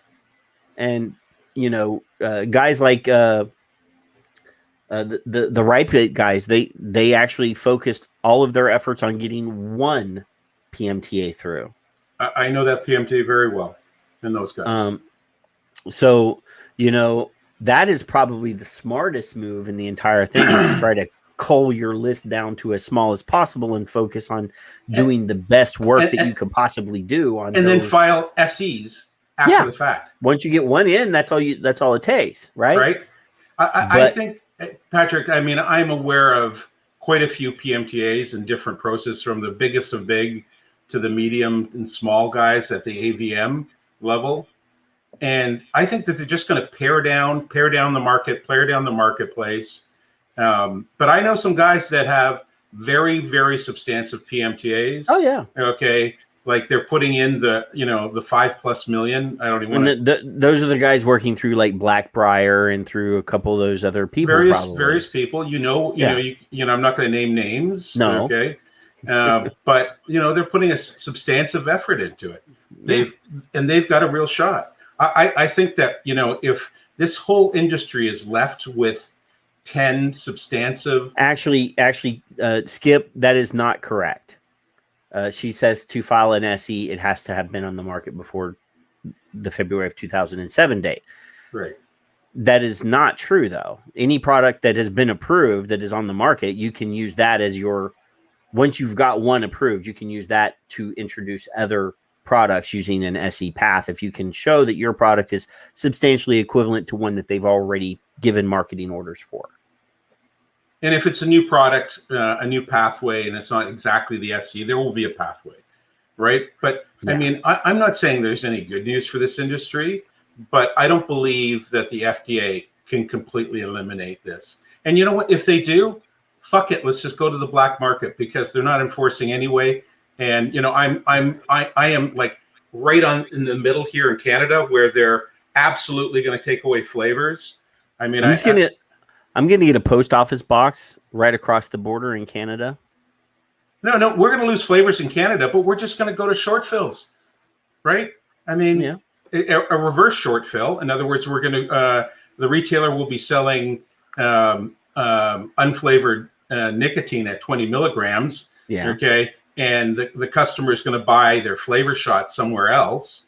Yeah. Okay, but I mean. In Europe, with the whole bullshit of the TPD, they flipped over to short fills. They've been working on and living in short fills for 5+ years. No fucking issues, right? At all, because let's face it, 50% of this industry, and I'm being very, very liberal by saying only 50%, need to go away anyway. They're irresponsible. They don't give a shit. Okay, they're not manufacturing to any standard, right? And okay, they're irresponsible. So I mean, the industry is somewhat indefensible. Okay, and it's a guy that's been defending this industry for 6 years in multiple countries. It's not just I haven't just sat on every trade association board in the United States, but in Canada and various countries in Europe. There's just a lot of irresponsible players, and a lot of them are leaving now to go on to CBDs, a Delta 8, and whatever. They're going to ruin those markets too. Yeah, but in a way, the culling is almost necessary. I look forward to vaping V2 when all the Johnny-come-latelys and guys that are just in it for the money leave. Right? There's a sense of balance in all of this, right? There's a sense of balance, okay, in certain things. The PACT Act is not that bad a thing. Okay, it's designed to stop irresponsible online retailers that don't give a shit selling to youth that clearly were. Well, I mean, I don't have a problem with the PACT Act if it was being done in a responsible way, instead of basically saying we're not going to say, hey, let's look at a way for us to do this to help people. I mean, obviously, with the package carriers all basically saying, well, we're just not going to do it. Yeah. And USPS is still really not given any clear, definitive response as to, what they're doing. And then you have like fly-by-night shady characters starting vape shipping companies that ended up being a fiasco. I don't know if it's improved, but what's it called? X-Shipped here in the States. I don't know if they, X-Ship was taking months to get packages to people. And I live, particularly where I live, the postman doesn't even knock on the door. He just puts a card in the mailbox and says, come get it. Yeah. Which is a pain in the ass. If you're a rural customer that lives 40 miles away from your post office, it's a pain in the ass. Yeah. But my point, Patrick, is I'm not starry-eyed. Okay. I used to really have a disdain for Dimitri and his we're fucked scale. Okay. Now, I have to come to terms with we're fucked. Okay. As an industry, as it is today. Well, yeah. I mean, and I truly believe that even if doomsday happens, sometime in the future there will be a vaping industry again. Somebody's gonna fucking open their eyes one day and go, you know what? We have all this fucking science, and we were wrong, and we killed, I don't know, 10,000 or more small businesses, and we're bastards. But if you want to start a vaping company and you go through a process, you can sell your product. I believe that will happen. Maybe not today, maybe not tomorrow, but at some point they're gonna fucking come to their senses. But FDA is not prepared to regulate the industry as it is. They cannot. I mean, if there's what did we say, 45 or 4.5 million currently active PMTAs that are still in the process. If you divide that by 4, so there's going to be 1.5 million or 1.2 million products that are, variable SKUs of the same product. So let's cut that down to 1.5. They cannot regulate that many products. They can't.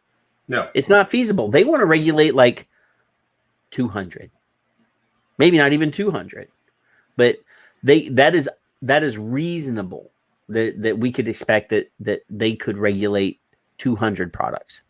And is that so bad if there was only 50 good companies left in the industry selling e-liquid? I mean, I get it. It takes the heart out of this industry where I've known it for the last 11 plus years. But, at the end of the day, if it's all about adults having access, 20 companies could supply the good retailers. We don't need 40 retailers in Philadelphia, right? We need 8 good ones, 10 good ones. How many C stores are selling cigarettes in Philadelphia, though? Yeah, that's an issue, right? Yeah, I mean, if there's 350,000 tobacco outlets in the United States, and that's not actually numbered. There's 350,000 C stores in the United States. At least those are the ones that are registered with NATO. There are other places that are selling tobacco that are not registered with NATO, but that are still selling tobacco. But there's, almost 500,000 C stores in the United States, and they're all selling fucking cigarettes. If they are also selling Juul, which I, to this day, do not have a problem with that product. I have a problem with the management, the way that they made some choices, but the fucking product in itself, it does what it's supposed to do.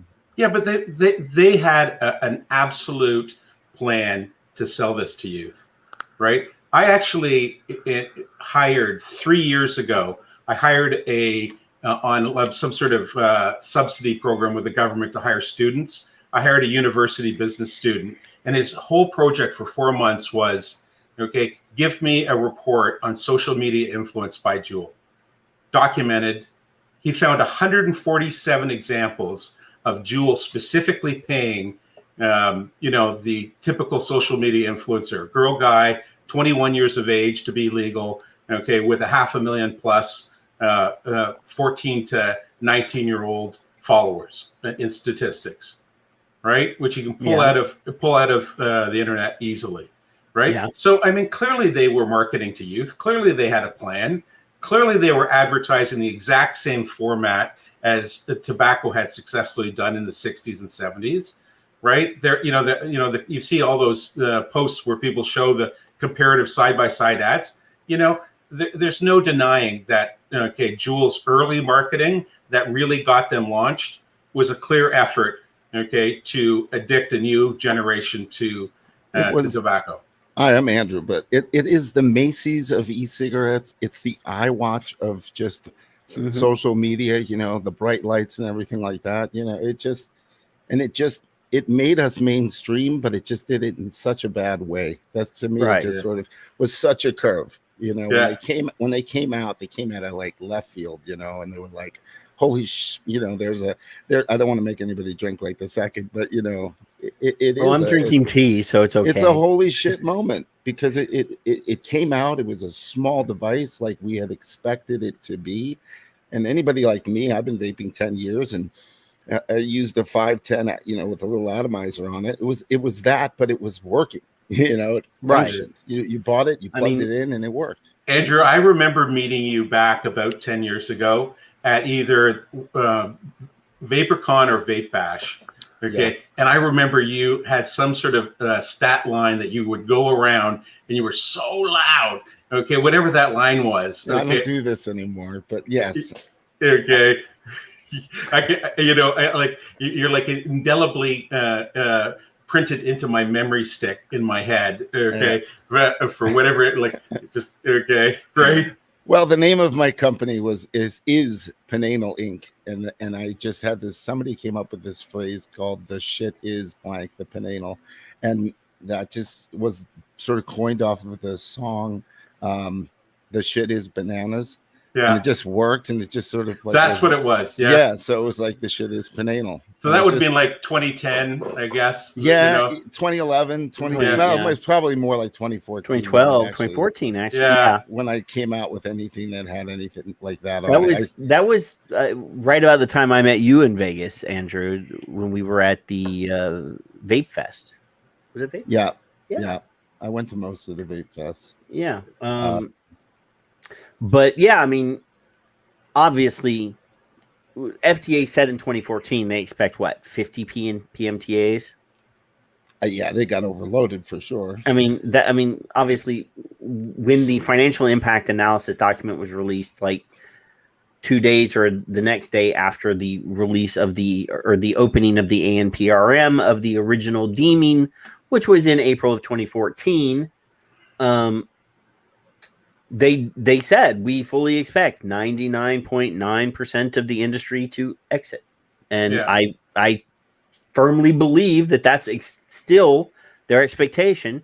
It's going to take them longer to get to that point than because they got 6.5 million PMTAs when they were expecting 40, but they still expect the same bar that they expected in 2014.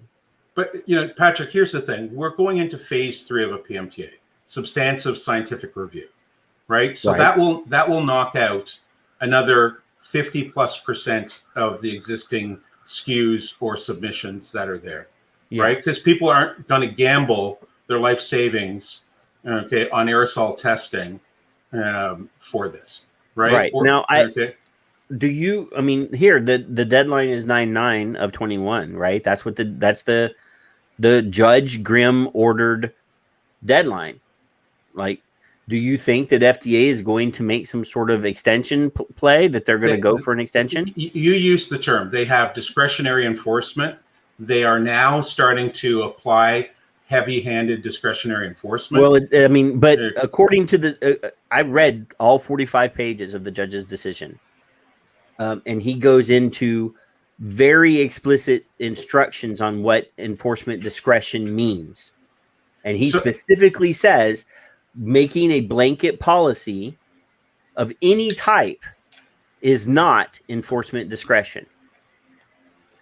So making any sort of blanket statement or a blanket decision that says that everybody that's filed a PMTA and has reached this level, the judge specifically says in that documentation, this is not enforcement discretion. I hear you. And no one knows what's going to happen on September 10th right now and what that's going to mean. But I just don't think that they're going to pull out guys that have got $25, $35, $45 million, into their PMTAs. I mean, are they going to pull Juul out? Are they going to pull Vuse out? I actually believe on 9/9 that they're just going to come out and hand marketing orders to the biggest players and say, okay, you have marketing orders, which, by definition, marketing order means that they can pull your product at any time after you've received that marketing order without any explanation. Yeah. So they could hand out 5 or 6 PMT or marketing orders on that day and say, okay, You guys can stay on the market, but everybody else has to go until we finish processing PMTAs. My view of this is we're going to see these type of refusals coming out, okay, every day, and more people, and they're going to pare down the marketplace, and they're going to be able to go to the judge and say, listen, okay, we've pared it down. There's now only, okay, 1 million submissions left, or 400,000 submissions left, but really there's 30, 40 companies left. You know, that could be one and I'm trying not to be without a heart here, because I truly care about the Plume Rooms and the Amanda Wheelers and Jordan Wheelers of this world. Okay. And they're what makes me still love this industry, that heart and soul, right? Because I still am in this, okay, where I believe vaping saved my life, and they are still in this, okay, because they still believe this too, right? Yeah, they have a successful business, and it's given them a great life, okay, but they're not the guys out there that have been living, okay, ghetto rich, right, and spent all their money and, you know, blah, blah, blah. And I've seen that in California more times than not, right? I've also seen a lot of those guys go away, right? I mean, like, where is Cutwood these days? Where's Space Jam? Where's Boosted? Where is Cosmic Fog, right? Where are all those, you know, old time, you know, big ass dominant players anymore? Rob got out when he could. Yeah. Cosmic Fog, like, he got out when he could, you know. Yeah. You know, so I have some hope left, okay, that a section of this marketplace, and let's not forget, okay, Safada plays a very significant role, because phase 4 is post-market reporting, okay, and no one's come to terms with, you ain't getting a marketing order, okay, until your marketing plan, you know, ensures that you're going to be having a responsible supply chain. And I mean, there's a reason I'm supporting Safada right now and being on their board, because quite frankly, you know, if you read the final whole draft of the FDA that never really got, the PMTA that never really got put through, it read exactly what the Responsible Industry Network program that Safada has, because there has to be a system in place where e-liquid manufacturer to distributor, okay, to retailer to customer, okay, that chain of custody has to be monitored, measured, and reported on. And you have to take, if you read the ruling of Juul and that $40 million North Carolina settlement, okay, what they had to do was very much an FDA thing, although it was a state settlement, okay, in post-market reporting. And it reads exactly like RIN, okay, because they are not going to let anybody out in the marketplace. Fuck everything, fuck closed systems, flavors, all the other bullshit. If you can't prove that you're not going to be irresponsible, if you're not going to be responsible, if you're not going to know exactly where the juice that Andrew makes, okay, goes to as far as a retailer and a consumer, if we're not going to guard against, okay, age verification at retail store, if we're not going to guard against straw man sales, you know, 19, 20-year-old just legal enough to buy comes in and buys 20 puff bars, right? I mean, they shouldn't even be on the market anyway. Okay, but whatever, they're going to, you know, some form of stick battery, you know, whether it has replaceable pods or whatever is going to be on the marketplace. It's more than 50% of the industry right now, right? I mean, the industry has completely changed, right? And you guys haven't even grasped the nicotine reduction yet. We just went through a nicotine reduction in Canada 20, right? So, boy, that kicks the shit out of Juul. Juul is a very underwhelming device when it's not 50 anymore. Or 59, what it really was 59, right? They say 50, but by molecular weight it was 59. So, yeah, I deal with this every day, right? You know, I'm following, you know, what guys are doing every day. And I think that there's a lot of responsibility, right? You know, Safada has had some very good meetings with the CTP. They understand the RIN program. You know, they haven't given it a green light or a seal of FDA approval, but they certainly like what they saw. And it gave us a great indication is that's going to be something that the industry is going to fall under, right? That there's got to be something and somebody that oversees to ensure that there's a chain of custody. Because I'll tell you, you know, I can tell you where this whole industry fucked up, right? and I was pretty close to Juul at the time in the early days for some reasons. But, you know, I could call up in 2017, 2018 to Juul and say, hey, I'd like to buy $400,000 worth of mango pods, please. Do you have a federal tax ID, sir? Sure do. Okay. Do you have $400,000? Sure do. Okay. Well, then we're going to ship them out to you. Okay. Could give us an address. No problem. Okay. That's not even matched to my corporate ID. They don't fucking care. Right. Completely separate address. And all along, guess what my marketing plan? Andrew and I have a business plan that we're marketing a website called juicyjuicyjuulpodsforkids.com. Yep. Okay. And we're hiring every motherfucking kid that we can find as a social media person, and we're going to SEO the hell out of it. Right. And Juul didn't fucking care. And they were, because at the time they were doing the same thing anyway to expand their visibility and brand image in front of kids with social media influencers. And that's where it all went wrong. So something's got to fix that. And I can see in their PMTA submission, okay, in what they had to agree into in settlement with North Carolina, right? And that's something the industry, I mean, right now, it's a game of survival. I'm dealing with 600 odd e-liquid manufacturers, and it's a game of survival. So how much do I have to spend on HPHC aerosolized testing for my liquid? Okay. You know, what am I going to do? But it's like one step at a time. They're not playing it, you know, like a good chess player plays a 3-move game of chess, right? That's a really good player of chess, right? He's thinking 3 moves ahead. No one's thinking in this industry, except I think about 4 or 5 guys that I can think of. Again, not naming names, okay? Not going to give anybody a plug or a letdown. There's a couple guys that are doing that, but they're spending huge money. And they've got multiple consultants and multiple scientific people, right? Yeah, troops thinking like 8 moves ahead. Yeah.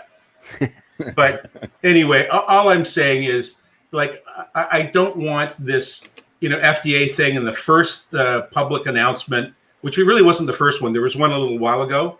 But everybody going, oh no, they're killing flavors. No, I think my attitude in all of this, just my opinion and opinion of my legal counsel, is this is the start of them showing very strong enforcement actions and them picking off the low-hanging fruit, because God only knows there's a shit ton of it out in this industry. Okay. And we all know it, right?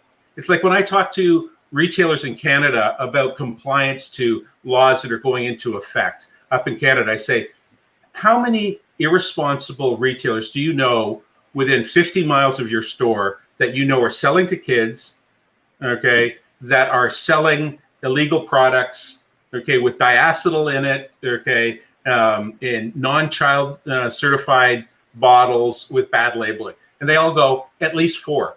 And what have you done about it? Nothing. Well, you know, I actually sent a tweet to a couple. I pre-screened this tweet, and I sent it. I private messaged before I tweeted it. Private messaged a few people because I was on a thread, and Lindsay Stroud had made a comment. She's like, "Well, they haven't enforced on anything that's already, you know, post 8.8 and all the other things that are on the market that shouldn't be on the market." And she said, "Well, what makes you think that they're going to enforce, you know, on 910?" And I said, "Well, here, I'll show it real quick." I said, hey, shelves are, this is a quote, "Shelves are full of illegal stuff FDA hasn't enforced. Why do you think they'll do it on 9.9? And I said, you know, it'll be easy for them to sort through the shelves and find all the illegal products when nothing is legal. You know, they don't have to enforce today when they know tomorrow there's only going to be 5 or 6 things that are legal." Yeah. Yeah. Okay. Lindsay is wicked smart, and she's a very valuable board member at Safada, FYI. Little plug for Lindsay. She's been on the show multiple times. I love Lindsay. I have gotten Lindsay so drunk that she forgot that I offered to give her a show on my network. Like a week later, she's like, "Did you offer me a show?" And I was like, "Yeah, but you know, you were really interested when you were 3 sheets to the wind." But I think all these vape shops that are out there right now, because I've been visiting quite a few, And I've made a product for the cannabis industry, and recently it's just like you go to a vape store, and they're just all selling Delta 8. That's all they sell. That's the new thing now. And it's like between the C stores selling like puff bars behind the counter, like the vape shops are gone. The C stores are now selling, you can go get cigarettes. You can just say, hey, do you have any flavors? And the guy just opens up a back cabinet, picks out what the guy vapes, and he's out, But and it goes back to Sean's whole point of like, where chain of custody. Chain of custody is like, how did it even get in the C store in the first place? And how do we not know that flavors are in that C store, even at that moment? But between Delta 8, which is it goes back to being making e-liquid and saying you think you're doing the right thing and putting a PMTA in for liquid that you're making in the back of your shop. All this Delta 8 is also being made the same way our e-liquid was being made 10 years ago. It's none of it safe.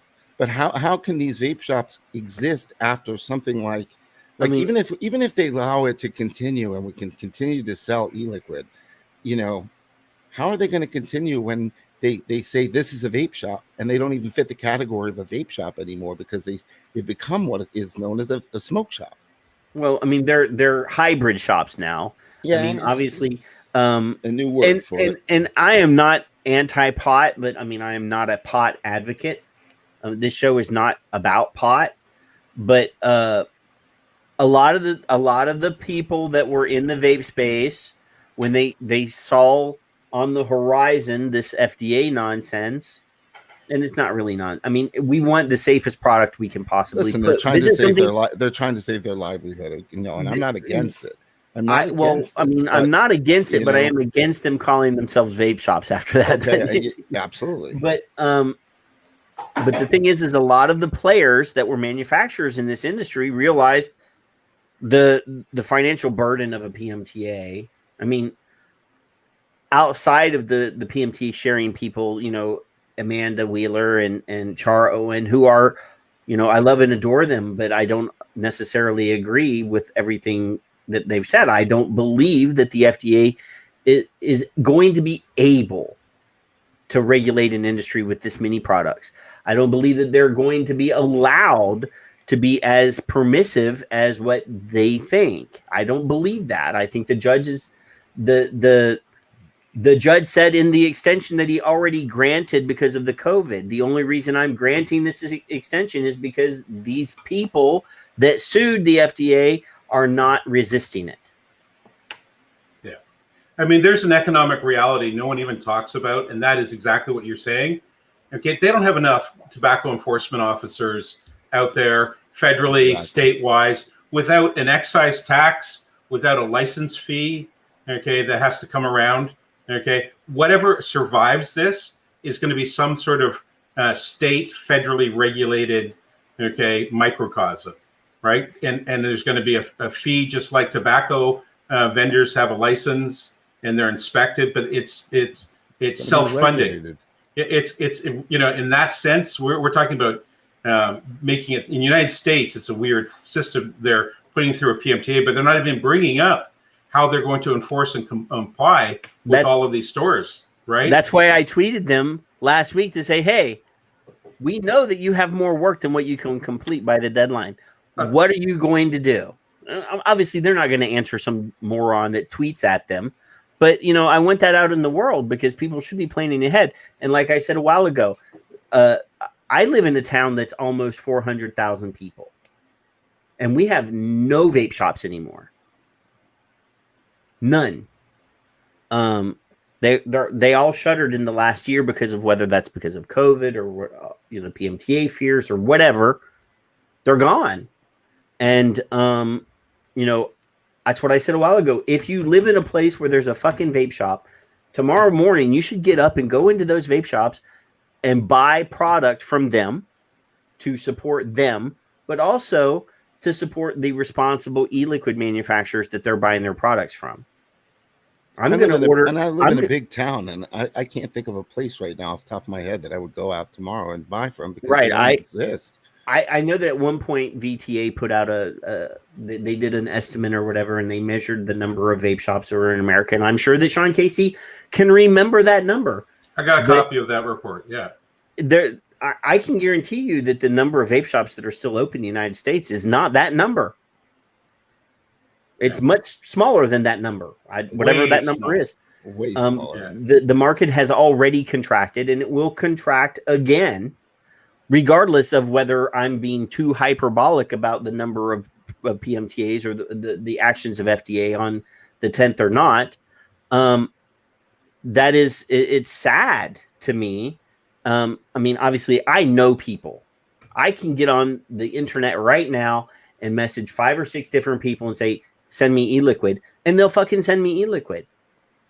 Because I have really good friends that are big players in this industry and small players in this industry. If I messaged Troop right now and said, Troop, send me a bunch of the Dutch chocolates, the tobacco that we talked about a while ago, he would probably do it. But I would rather buy it from him. You know, the macro issues here that we need to understand is, you know, they didn't kill this monster when it was small, right? Their lack of attention to the industry allowed it to gain out of control. In the old days, we used to say vaping is the wild, wild west. Okay, the truth is it was. Okay. Oh, no, it was. And it became a bigger wild, wild west. It became like the Roman Empire of the wild, wild west, right? And this whole thing really is, to your point back again, okay, is they're bringing it back till they can grow it right. And that doesn't make anybody happy that was around in the golden age, okay, that has a small business that survives because they make their own e-liquid in a little lab, okay, that's not fully GMP, you know, really, you know, okay. How many people in this industry are actually fully GMP? I mean, I know there are some. I'm not saying there's quite most of the medium to large size guys are doing it.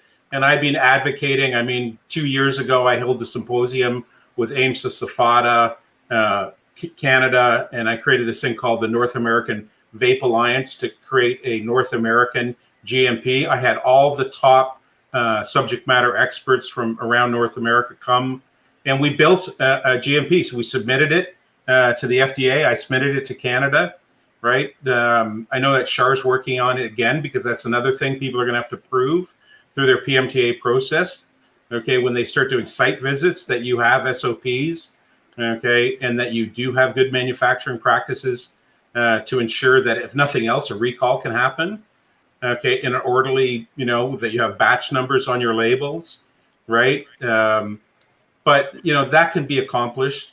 It's just, there's going to be a huge reduction, and obviously the big companies can make up the vacuum, right? Tom, that's going to happen. Tom, ISO is your lab. Your lab is inspected and rated on an ISO level. GMP are the practices that you use in that lab to manufacture product. So it's not the same thing that your lab, you could have an ISO 9000 lab and go in there with dirty shoes and not wash your hands and not wear gloves and not wear a hairnet, and then you're not following GMP. And not train your people to Right. ensure that they know how to do the processes, right? I mean, I have a facility that's ISO, GMP, HACCP, food inspection grade, right? Right. And then your equipment is ISO rated. Right. You know, all of your filtration, your machinery, all of the materials inside of that, right? Anyway, again, my main point that I wanted to debate is I don't see this as all of a sudden a turn of events where they're killing flavors. I see this as the FDA doing what they should have been doing if they didn't have so many. They've looked at it all and they said, okay, look at Patrick's fucking PMTA. It's shit. Okay, his environmental work is bad. My labels suck because I just have a manufacturing date on there. I don't have I don't have a batch number. But I mean, they wouldn't have called out those names, as a reference point if they didn't have issue. Okay, one of the things in a PMTA, apart from marketing, your marketing plan, and you're going to be your post-marketing reporting, obviously the RIN things. But they're looking at these fucking labels and get this guy has a joke PMTA. Okay, I don't know the guy. He might be a good guy, but I'm saying there's a lot more behind the scenes of why he was low hanging fruit. Well, I mean, I don't. I'm not debating that. I'm not debating that at all. I think that obviously, I mean, like I said, he spammed the FDA with applications. That there's no doubt in my mind. But what I'm mainly concerned about is the criteria for what are they considering proof that you are, that you're appropriate for the protection of public health. Well, again, and I hate to keep pounding on the Safada and Ring thing, but that's a huge. If everybody right now was but member that is of Ring, stage 4, right? Yeah, but I mean that's they're the in biggest stage concern. 2 now. They know that this is 95% safer or some degree safer. Well, yeah. Okay, they've already They have to. they have to. They know what's in fucking vape. All of this scientific bullshit is just to make them feel good inside. What they really care about is show us how you're going to not sell to kids. Okay, eliminate that objective issue with a very defined plan. Okay, because really all they fucking care about is allowing this industry, including big tobacco, to addict a new generation on nicotine. They're not even factoring in whether nicotine is good or bad. They're not going. You never get a guy at the Office of Science at the CTP to argue with you about the relative merits or dismerits of nicotine. Right? That's not even what it's about anymore. Okay? It's just how do we stop you guys? Okay? How do we cull this industry back to something we can control? Could you imagine right now with all the safety bullshit at state and federal level for cars, okay, if there was how many car manufacturers there were in 1924? Okay? There was like 250 fucking car manufacturers in North America. Now there's 3. Well, let's say 4 with Tesla. Right, right. As an electric car manufacturer, but the only way that the feds in the states can control emissions and blah blah blah, and we still get fucking burnt by people like Volkswagen. I mean, they got away with that for 2 years, bullshitting their emissions testing, right? Well, and finally got caught. And they're only managing. My wife had a Honda. Has a Honda, and when they had that airbag thing, they fucking basically said you can't put these cars on the road until the recall has been conducted, right? So Honda took my wife's car and gave her a rental for 2 months. And if they did that everywhere in America for every person that had that fucking model Honda or any model Honda that had that, I can't remember the name of the airbag. It was a Japanese name, and I can't remember it right off the top of my head. But yeah, they fucking said if we catch you driving this car on the road, you're in trouble. Like, you can't drive this car. There were like 4 people killed in these Hondas in the United States. So they pulled, like they banned those cars from the road, and Honda had to give rental cars to everybody that had one. So the government, that's how the government. That was appropriate for the public health because they were afraid that people were going to smash and die. Yeah. They want their money and they want it their way. And that's going to be the way it is at the end of the day. I said it 10 years ago when I started vaping. I'm like, this can't be. This can't exist. And it only existed online. And, and it wasn't regulated, but everybody knew then, like, vaping was in danger, and it's been in danger. And it's not about going away, because I don't see it going away. No. I just see it being squeezed down, to who will survive. And it won't be if you survive; it'll be who decides whether you survive or you don't. But Sean, when did you start vaping? 2009. Okay, so you started a year before me and Andrew. Mm-hmm. But when I started vaping, I got on ECF.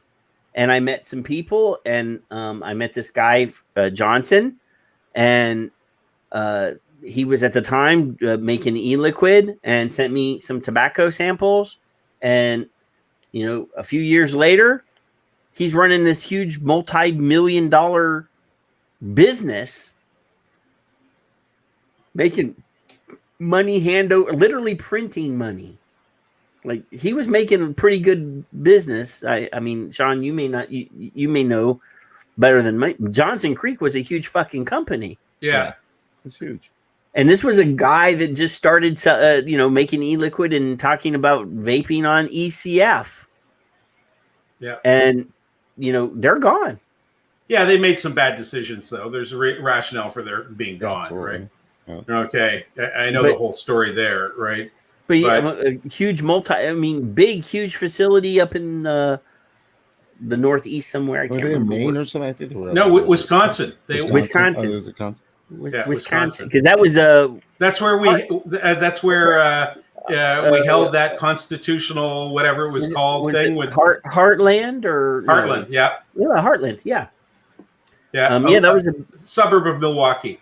And that's what was the congressman? What was his name? Johnson. Yeah, Ron Johnson. Ron Johnson. Yeah. Wasn't Johnson's Creek though really well known for their tobaccos too? Yeah, well, they started with like they had some really decent good tobaccos. Listen, tobaccos used to be really popular in the old days. Okay. Listen, I vape tobacco. I don't find it I bad. vape It is tobacco a flavor. It's got flavoring in it. Well, he's a flavor manufacturer. I know, so it doesn't make any sense. I mean, flavors will exist. I mean, tobacco has flavor in it. Absolutely, that's right. It's caramels and all sorts of different things. Yeah. I had a friend that was an Candy employee of a cabbage. tobacco company, and they took him to the aging room, and they showed him all the different things that they do to the tobacco and the different natural additives that they add to tobacco. And there's fruits and there's chocolates and there's all sorts of stuff that are added to cigarette tobacco to enhance the flavor, because if they just gave you the plain old tobacco, nobody would like it. I mean, well, I guess you might. I mean, back in the cowboy cigarettes, I've vaped 10 years. I still haven't vaped anything that tasted like a Marlboro. They're really, maybe close. They're not in business. I mean, Cyclops is still in business, but Zach Carpenter developed with and I can't remember who his partner was, but they had a liquid called The Truth, and they did that was, as far as of the things that I've tried over the years, that was as close to a fucking cigarette as I mean, obviously it didn't have the ashy note. It didn't have the smell. Right? A lot of people don't like that ashy note, and a lot of tobacco people love the ashy note. It didn't have that, but otherwise it was pretty spot on for a fucking cigarette. That's one of the things, all the places that we've lost our way in this industry, including, going to, cloud chucking devices and all of this shit. Okay. I'm still a big believer, and I've had it validated academically, okay, that every smoker today should start on a tobacco, right? In the transition process from smoking cigarettes, okay, the psychology of your brain is wired such that if you think that you can transfer a person immediately into pineapple upside down cake, you can't. You're taking a great chance that person, okay, is going to fail, right? And I don't know more than 2 retailers in all of the world, okay, that actually have statistics on success of transition, right? I think that this industry never wants to admit it. Not one retailer in this room would admit it, okay? But 40 to 50% of every person that walks in the door buys a vape, okay? They fail, okay, to transition, okay, because they sold them the wrong device, they sold them the wrong nicotine level, and they didn't sell them fucking tobacco. Because at first, okay, you need something that's stinky, like that Marlboro Light, like Andrew was saying, and I can make it Marlboro Light, right? I had this whole competition about a year ago. I think you remember with Phil and Dimitri. Oh, right? Yeah. I called it Make the Switch, right? And I had a psychologist, Andrew, okay, prove to me that you were way more likely to make the switch if you started with tobacco. So we had this huge competition with all the DIYers in North America, okay? And we had like 60, 70 top DIYers submit really stinky tobacco recipes. And we actually, there you go, make the switch. That was, it wasn't to be marketable or anything like that. But I'm always, creating recipes for people, and people kept saying, okay, maybe we should add a really shitty real stinky, ashy tobacco. I'm like, I can do it. Okay. And so in that competition, Phil and Dimitri and my vice president, Rich Hong, okay, I all had our first cigarette in 10 years. I remember watching this. And it was like, oh my God, was it ever hard to pull off of? First thing is that we all fuck up on too much airflow. Okay. Cigarettes have a really tight fucking draw. Okay. Yes, really tight. You have to fucking pull on that thing. Right. And that's what we used to like. You really had to fucking pull on that. Right. And that was the first thing that hit my brain. And the second one, this tastes like shit.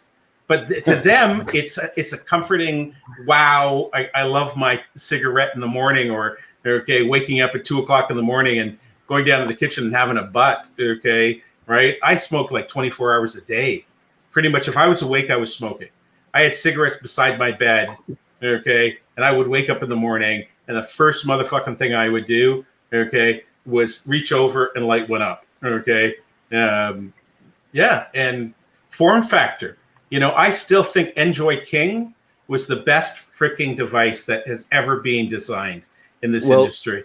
I begged, because I didn't know anybody that sold Joytech anymore.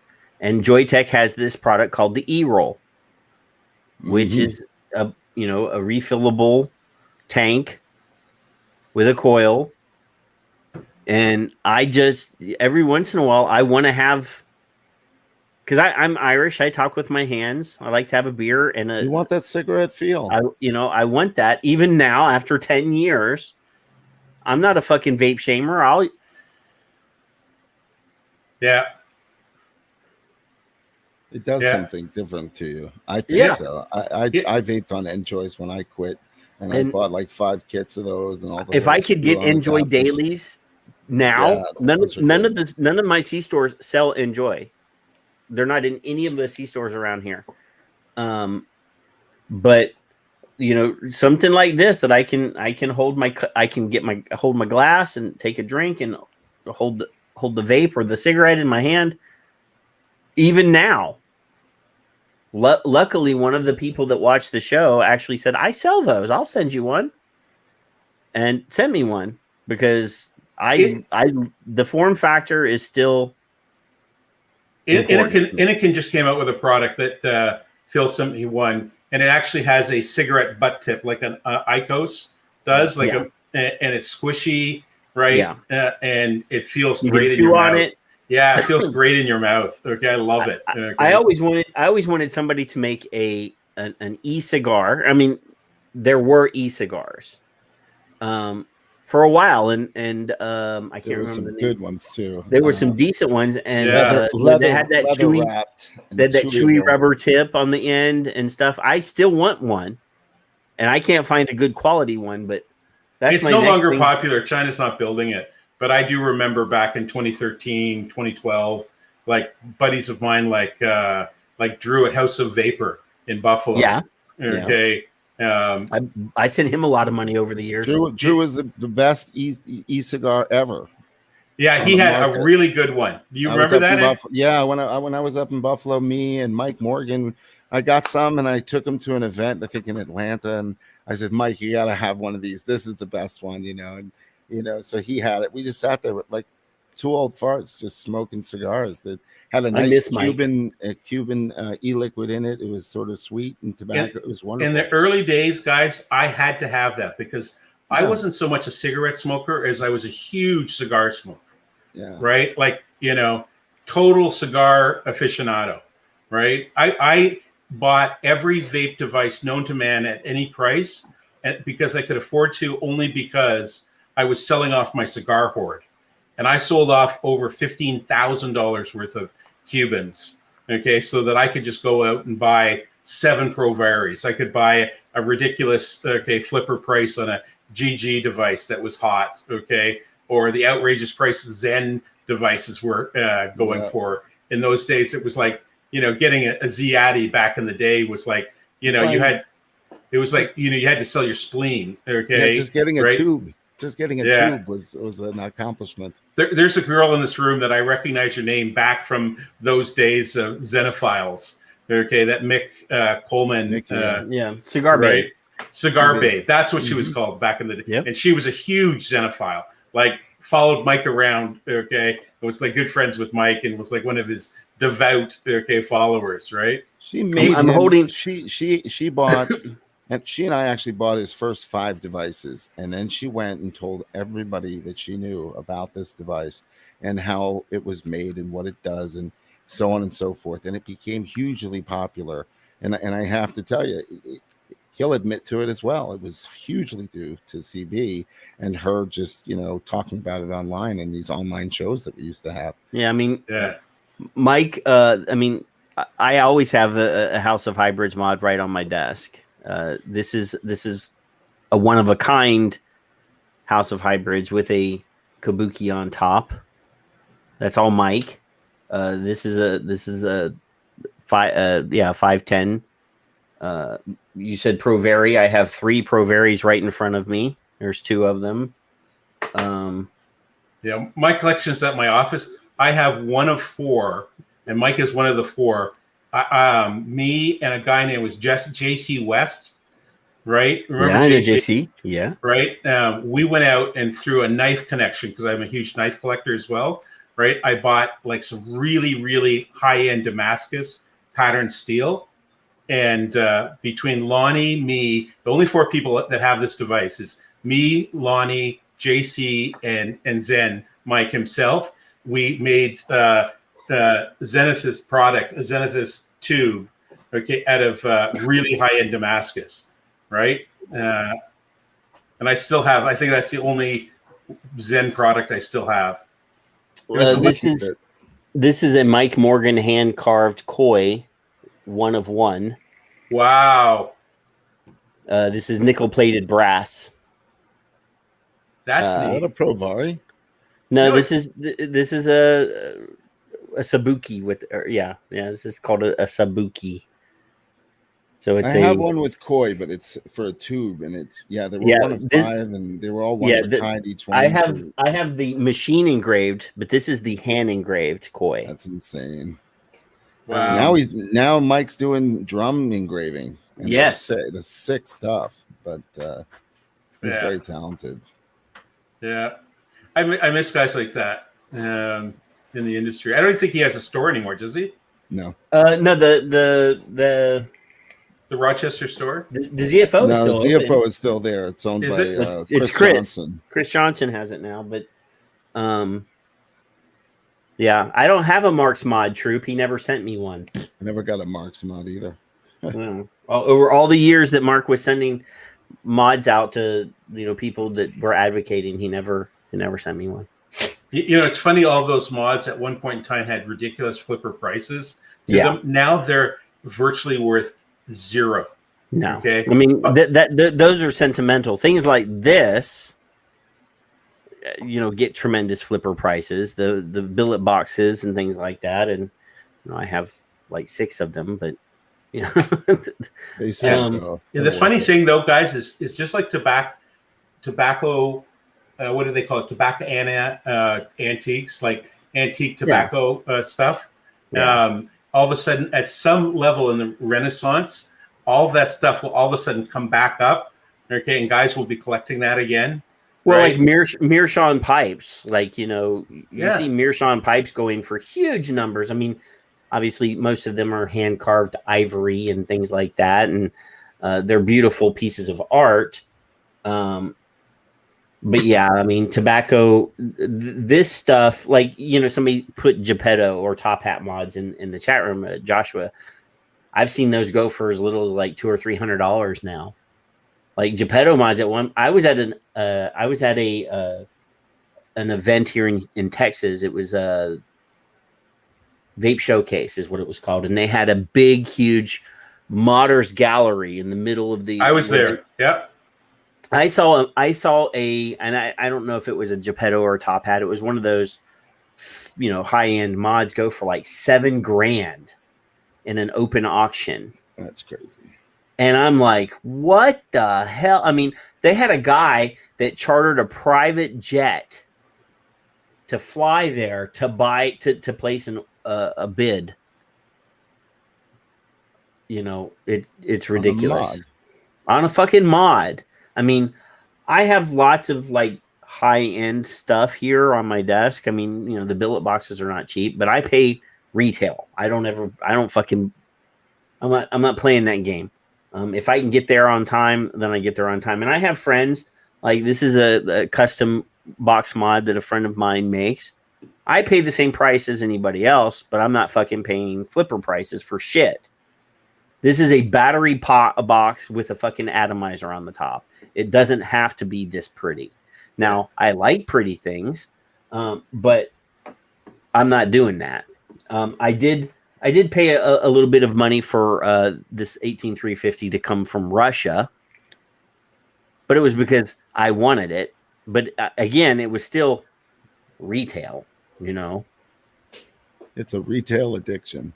You know, I but I stopped buying stuff back in 2016. I have a closet filled with memorabilia, just mods I paid and bought in cash for $400 that I'm like never going to use, but they'll go up in a museum of my own.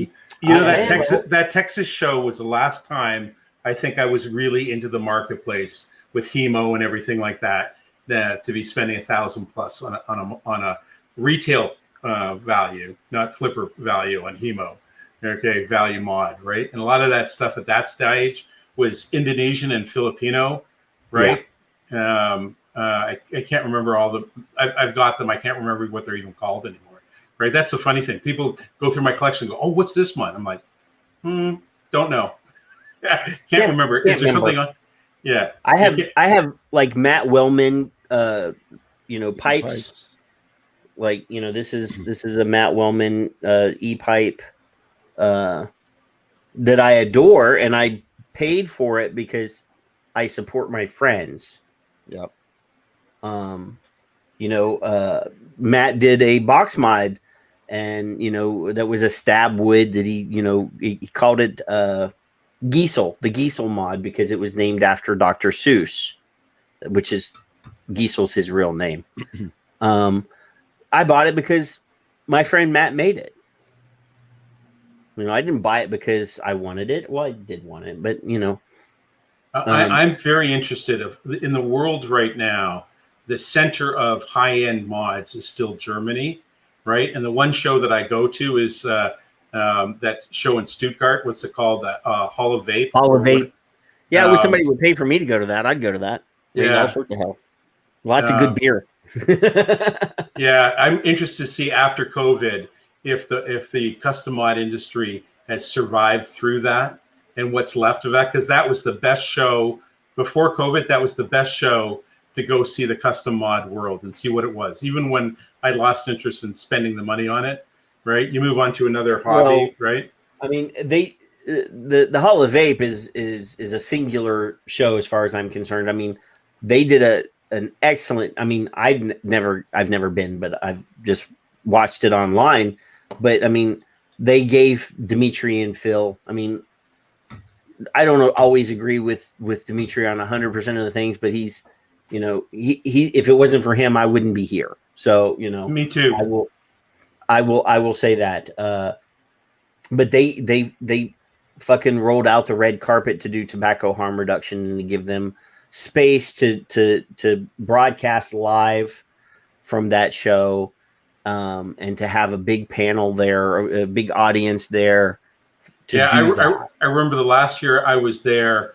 They were having this round table, and Dimitri was at the front in the panel of discussion, and some guy from BAT decided to fucking speak up and like literally just got shut the fuck down, okay, by everybody, for kind of trying to like be part of the crowd, like you're part of the vape crew here. No, okay, right? Yeah.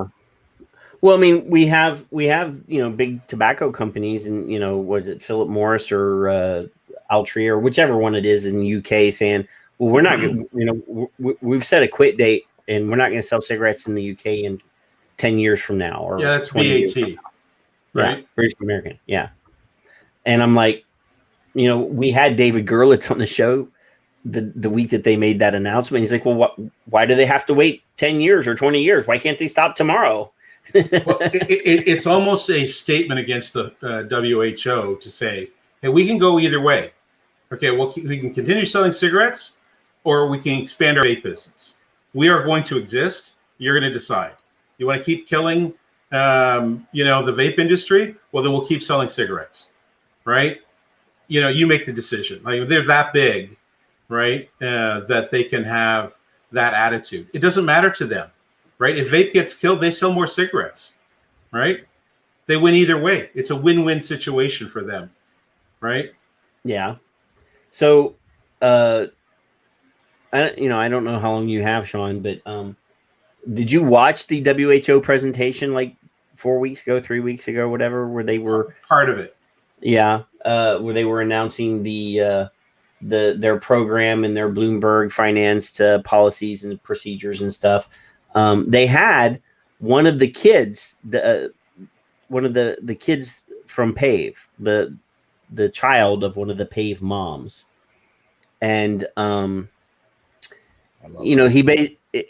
I think this clip is hilarious because he, and I'm trying to find it. He basically says, if you tell kids not to do something, they're gonna do it. And I found it. Here it is. I think this is the one. Let's see. Clearly, when you tell teenagers not to do something, there's a good chance they will do it. Caleb, did you ever take up smoking or try any e-cigarettes as a result of that presentation, and that because of peer pressure perhaps from your own friends? So I certainly in my time in high school, with vaping being so prevalent, I cannot say that I've never used it. And I think that there should be no shame associated with using any of these products because they're just so prevalent in high schools. But yeah, a lot of my peers use these products. I've experimented with these products, and yeah. Yeah. So the thing is this is the question he answered. The thing is he was talking about that. He says his claim is that Juul sent a representative to give a talk at their school, and said, we don't want you to buy our products. We do not want you to use these products. These are not for you. And obviously, that is a sort of a passive aggressive way of saying, hey, this product exists and you should try it. But, he's responding to that. And he says, hey, if you just say no doesn't work. If you tell kids not to do something, they're going to do it. And I can't remember if I clipped this out, but he says basically we shouldn't demonize the people that use these products. But basically, people are going to experiment. Interesting. And it's so interesting to see that, that they were sort of saying, we're not targeting you. We don't want you to be a customer. But ultimately, as you said, if you tell a teenager, don't do something, there's every incentive then to kind of go and do it as well. So that would be a rationale for every country not to spend hundreds of millions of dollars on anti-vaping advertising, right? Because I've seen stats, that are not public, done by 3 fair-sized e-liquid companies, and they looked at their sales, right? And they sold, I'm going to say, Juul-esque type products. And they could show that after every one of these major launches, within a month, their sales went up. Right? Yeah. Now, not proudly, probably kids, right? In retrospect, not adults, but their sales went up, which meant their product was getting to kids, more kids. Right. And my whole argument, and I even tweeted at them, I said, so you're admitting and you're the person that you trotted out to the weaponized child that you just brought out basically said everything that you've been doing doesn't work. Telling kids not to do something is incentive for them to do it. I was a teenager once, and I'm sure at some point both of you guys were teenagers, and you were rebellious and you would experiment and test your boundaries and do things that people told you not to do because you were afraid that they were telling you not to do something, that you were missing out or that it was, taboo. My parents told me to smoke cigarettes when I was 13. So, right? yeah. So what I smoked? No, they said don't smoke cigarettes. And, I started at 13. I started smoking cigars when I was 10 because I would go caddy at my dad's club because I couldn't actually play, but I wanted to be with him and I loved his club so much. So I would just kind of basically carry his bag around the course, right? Like a caddy. And every time he would tee off, he'd say, "Here, son, here's my cigar. Okay, take only a small puff." "Okay, Dad." You got to keep it lit. You got to keep it lit. Yeah, you got to keep that heater going exactly the right way. If you don't draw on it, the cherry's gonna die. Yeah. But I can remember when I was a kid. I mean, this is how white trash we are. We bought bottle rockets, but we didn't buy the punks, the sticks you use to light them. And my dad would light a cigarette and hand it to us and say, "Go, get rid of it." Yeah. Not use it to light your firecrackers. Use it to light your firecrackers, or use it to shoot the bottle rockets, or whatever. Rather than a match. and I would walk around with a cigarette, right in front of my parents. I mean, like I said, I'm West Virginia hillbilly trash, but and I'm saying that ironically. Irish trash. You can't be complete trash. You're Irish, right? Yeah. Okay. So it, when you tell kids this is them. This is their presentation. I'm sure that they vetted the statements that these kids were going to make on the WHO statement, the WHO presentation. Not only does the kid say it, but then the host that they paid for, the British lady, was the spokesperson / host, the MC of the presentation, to again repeat and basically say, kids are going to do what they're going to do. Yeah, I love this because it doesn't follow any of the paradigms of legal justice in the free world. You would never be able to allow in a courtroom to lead a witness and not have to face rebuttal, right? Okay, because you've got the judge and both lawyers all biased on the same thing. Okay. Leading this young kid, which should be criminal, right? Okay, and he's brainwashed by his progressive nanny parent.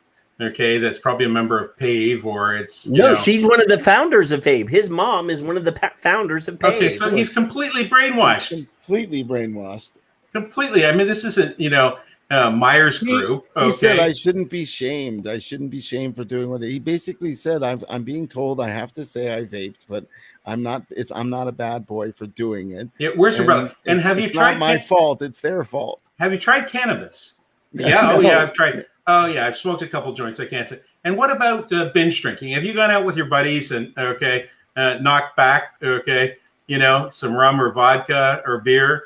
Yeah, I've done that too. Okay. A couple keggers in the wood, But I'm just like, so you're openly admitting that I tweeted that again. It got retweeted and so forth and so on. But again, no response from any responsible WHO person or even a PAVE mom. I'm like, look, this is one of your kids admitting that the tactics that you've used don't work, and you're going to demonize and force the ban of a product that saves adults from smoking when you have been a failure as a parent in preventing your child from using an illegal product that they should never have used.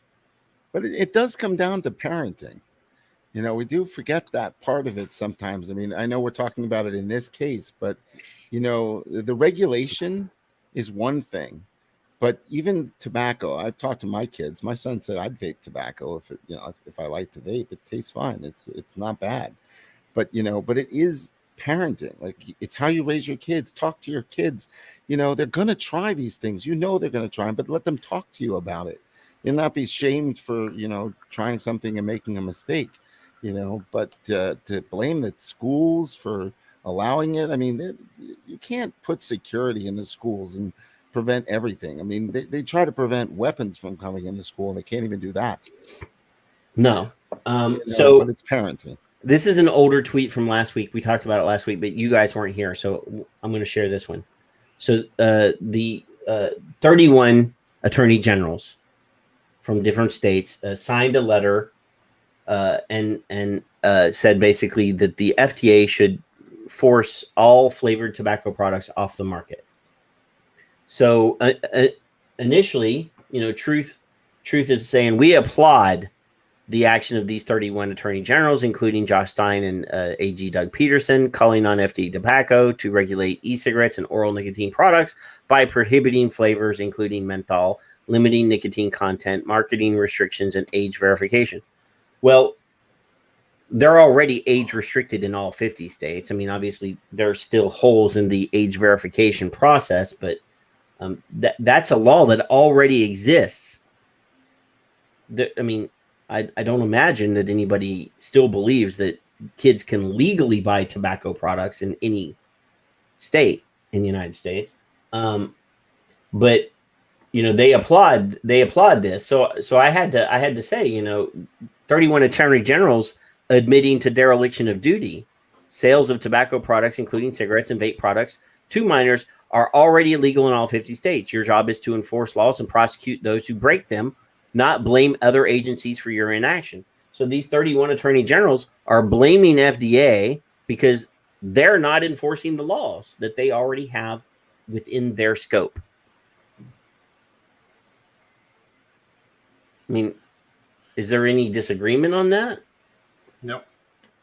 I mean, I, for one, have said for years, every vape shop in the United States should be ID swiping every fucking sale.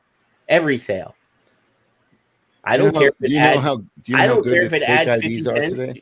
Well, but I mean, if you there's programs out there, Andrew. Will they catch it? Because sometimes these are scannable fake IDs now. So at least if you scanned it, then you would have the defense to say, "Hey, look, of course you would. I actively tried to follow the law. I swiped an ID and I got." I mean, at least then we could prove we've made the effort. But I've had vape shops tell me all the time, we don't have, that's expensive. It's going to cost like 30 cents per swipe. And I said, I don't care. It's like 50, you can get plans that are like $50 a month, right? It's part of the RIN program. We've got a thing that costs a retailer to have the software and a scanner, and it's $50 a month. It's just, what, they don't want to do it. Okay. They don't want to train their retail people. They don't want to have the obligation to have to do that. They don't want to have to confront people, and quite frankly, they don't like, the lashback, from the, 17-year-old kid that, turns on you as a retail store clerk and says, "You piece of fucking shit," and starts, berating him. And because kids, you sold it to me last week. Why won't you sell it to me now? No, they're empowered. Youth is empowered today in this, politically correct cancel culture. You're a piece of shit for doing it, right? It happens with masks right now, right? If you don't let people come into your store without masks, God forbid, you're going to get some guy go off on you on Google and try to just... well, that's a perfect example. Really colorful reviews on his comments on his Facebook because of the guy, the instructions on the fucking door of the store says, please put a fucking mask on if you're going to come in the store. I work in healthcare, so I also forget how many people in Canada and actually come to this show, right? Anthony Mario was in the Thomas Kersop, great advocate out west. Okay, there's quite a few Canadians actually. There's some Kiwis in here. There's some Aussies in here. There's Americans in here. There's Canadians in here. Sometimes we get Joseph from Africa in here. We get. We're an international show. I mean, the whole point of me bringing in international guests is to teach my American people that this is not just an American fight. I mean, obviously, they have different battles they're fighting. I mean, my Aussie friends are all screwed because of the prescription model that's being forced upon them on the 1st of September or whatever day it is in September. But, it baffles me the level of stupidity in humanity. And I will say this, and I don't care if because I'm a fucking gun-toting crazy redneck, but I also understand science, and fucking masks and injections will prevent you from getting the COVID. and I'm treating currently COVID positive and symptomatic patients. None of my patients that have COVID got the shot. None of them. Yeah. We have currently in my hospital system, and I already told you, my county, we only have 300,000 people that live in my county. We have over 500 people in the hospital that are not, and those are just the ones that are sick enough to be in the hospital. We normally only have 38 ICU beds in my county. And you're in South Texas, right? Yes. Corpus Christi? Corpus Christi, yeah. Okay. We currently have 111. 38 is what our ICU beds are in a normal environment. We have 111 people in ICU situations now because we had to convert units over from regular hospital units into ICU units. We had 15 people die the day before yesterday. We had 11 people die yesterday. So when I see vape bros posting on Facebook that it's a conspiracy, that it doesn't exist, that it's made up, that blah blah blah, I say fuck you. I am currently hands-on in this environment because I'm a physical therapist, and I went to school a long time ago when we were taught what's basically referred to as chest PT. It's lung clearance physical therapy to help people expectorate what they're hoarding in their lungs. Not purposefully, but yeah, we have to clear their lungs because they can't fucking expand. They can't get enough oxygen in. So when I see morons who I normally love because they're vape people that I love posting retarded, ridiculous nonsense, it drives me crazy. And I'm like, you're a harm reduction advocate, and you're over here saying, don't get vaccinated, don't wear a mask. And I'm like, get your head out of your fucking ass. I know people that are vaccinated that tell people this too, because they don't want their friends to know that they've been vaccinated, but they had to get vaccinated. Oh, it's like those secret people that vaccinations. There are closet vaccinators. It's like they're not, but they're not closet. Yeah, they are closet, but it's the dumbest thing, and it makes me so angry that almost like anybody who is not vaccinated, I can't even have a conversation with, because their view of the world is not the same as mine in any way, shape, or form right now. So you're going to back yourself right into a conversation that you just don't want to have with them because it's just going to run in circles. Guys, I've got a 6 o'clock kayak date. I just want to close with saying this. I'm involved right now in trying to fight a flavor ban nationally in Canada, which is going to happen if we don't heavily fight it. So there's this huge ground game going on right now. I'm very proud of the smaller organizations, the community activists out there that are all coming to the table. The amount of political pressure we're playing right now. But at the end of the day, it's going to come down to a charter challenge. I've been, part of the only Supreme Court national win, which we did in Quebec, to turn back under a charter challenge. And we're literally raising right now $1.5 million. And it's interesting when you're talking to these guys, and they've fought against all sorts of social injustice, including, same-sex marriage, AIDS, safe injection sites, all sorts of charter challenges and human rights. One of the things they always say to me relative to us versus cannabis is cannabis fought for 70 fucking years. If you guys think that you're so new on the block that you're going to get through and that, a world is going to accept this new thing that fast, and you're not going to, then you're really giving your head a shake, right? That, societies and governments are scared to death of us, right? We are the son of cigarette, right? In every way, shape, and form. Big tobacco's involved. We're literally collateral damage. The industry that we all know and love, that we're part of, is collateral damage to, the huge definition of the WHO to stop big tobacco, addicting a whole new generation, right? And it's a very hard thing, right? I mean, I remember Linda Bold, the first time she came on to Brent's show, and she was one of the authors of the the UK report, right, that we all refer to, right, and he caught her up, okay, because Cancer Society was doing these same bullshit scare tactic ads, right, and he said, "What do you guys call it? And what is this methodology called in tobacco?"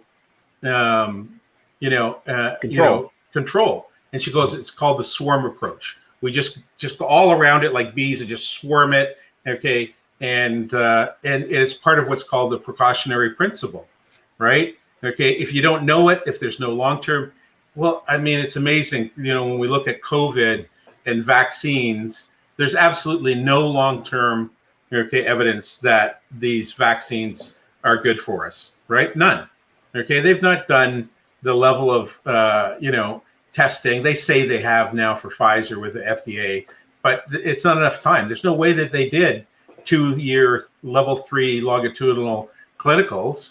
They don't have it. No, okay? I mean, normally the approach for any pharmaceutical approval is about 10 years. Yeah. Now, in the United States, where you have a very, yeah. very stringent. Yeah. Okay. In the United States, it's usually about 10 years from initial conception through all of the different processes to all of the trials and all that stuff. But yeah, I mean, we have a virus that, like all other viruses, anytime it passes from person to person, it can mutate. Yeah. And the only way to stop transmission is to get people, if people would have just fucking worn a mask to begin with, the same people that are anti-mask, which I think is kind of funny, are the same people that 4 years ago were all over Facebook saying they've got facial recognition software that can recognize your face and blah, blah, blah. And I want to wear a mask.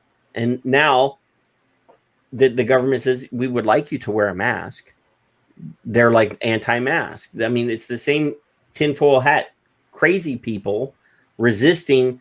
I mean, we have decades, if not a century of fucking science that shows that masks, even if it's not 100% effective at stopping viral pass, does stop, some, if not the majority of viral passage through a respiratory exhalation or emission. I got these people on Facebook that are arguing about the size of a fucking virus and the mesh of masks. And I try to explain to them, human exhalations are not separated on a molecular level. They are globules of fucking cells.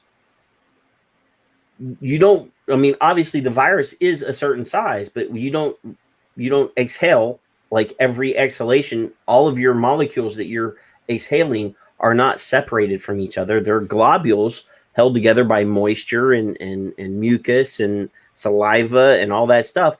Yes, a multi-layer cotton mask will be beneficial, maybe not 100%, but is beneficial at reducing viral spread. I've fucking been in hot zones.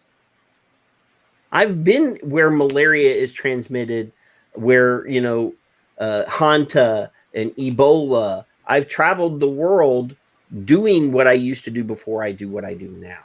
I mean, I have a master's degree in forensic anthropology. I have been in places. I've done these things. I've done postmortem examinations on over 3,000 human beings. So when you tell me like stupid stuff, like I know how the body works better than you do. Period. There is no, unless there's a PhD in the chat room. There's no way that you know more about what occurs inside of the body than me. And I'm telling you, masks will reduce viral spread of a respiratory pathogen or virus. Anyway, sorry. The bottom line is, guys, is that it's interesting that three guys here from very separate parts of the world, that have been around for 10 years. I still believe, okay, that vaping is never going to be extinguished, right? What was the name of the? There will be it will be dramatically different than what it is, but yes, Yeah. yes, there will be. It'll still be here. What was the name of the owner of ECF? Oliver, yeah. He put out a post one time. He's in like Australia now. He's not even, I mean, I think he's pretty much done. Moved on. But I had a question. I had one more question real quick. When the Canadian thing was first introduced or first started being heavy was like a month ago, and Thomas was in the chat room and he was sharing links to some of the documentation, and there was a lot of discussion about sweeteners and banning sweeteners. Is that still active? Is that still on the drawing? Is that still on the table? Is that? Yep. And are they specifically talking banning about all flavors except mint, menthol, and tobacco, and no sweeteners?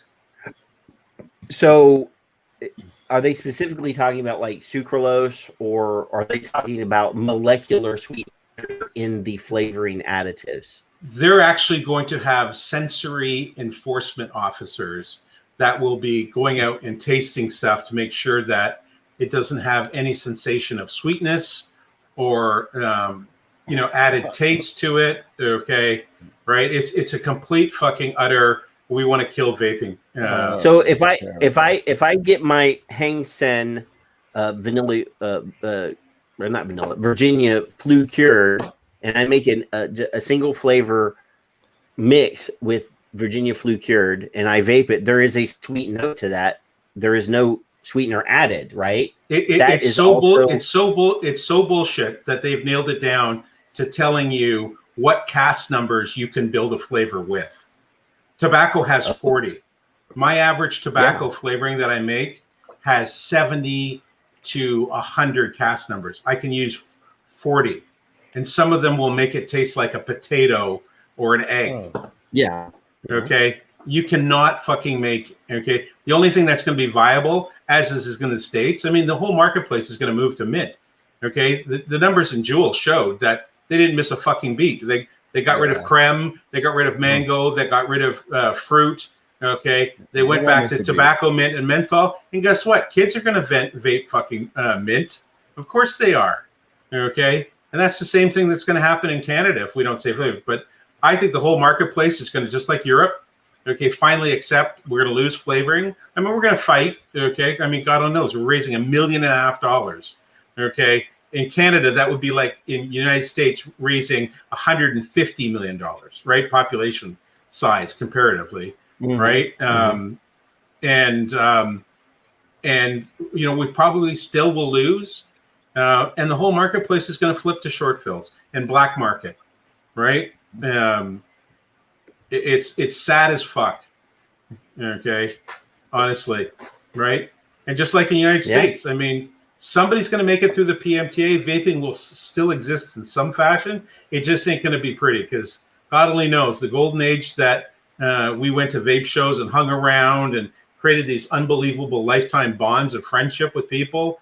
Okay. Fuck, all of that's already gone, right? Vape shows are gone. All that's gone, right? Well, no, I mean, you can go to the CBD show. There'll be a few vape guys that still have some vape liquid that they can sell at their CBD show. But yeah, there's not gonna be any fucking. Yeah, I remember back to people like actually that girl that we were talking about, Cigar Babe or whatever. Everybody had a show on Vape TV. She had a show on Vape TV.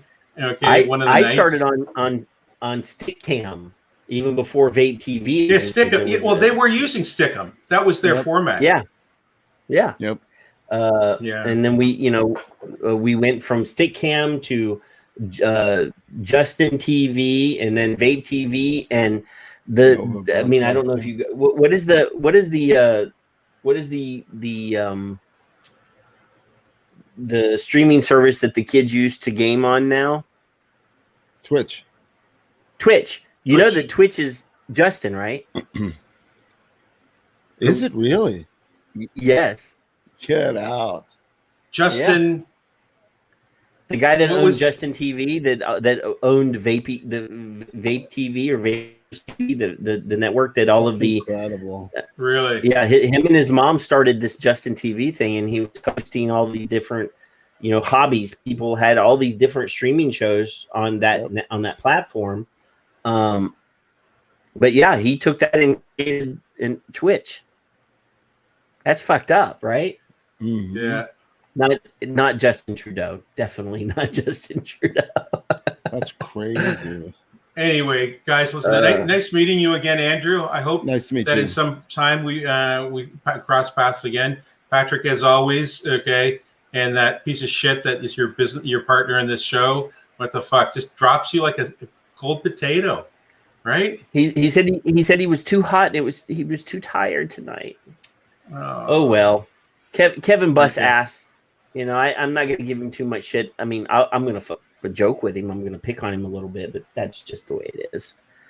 Guys, but, hey, we have to support. Show, we still have to support, guys, the people that are working out there. People like Shar and Amanda. God bless that there's still people out there that haven't developed vape apathy, right? I mean, there was vape. First, there was vape fame, and then there was vape apathy. Okay, and there's so few people out there, that are still willing to do the fight.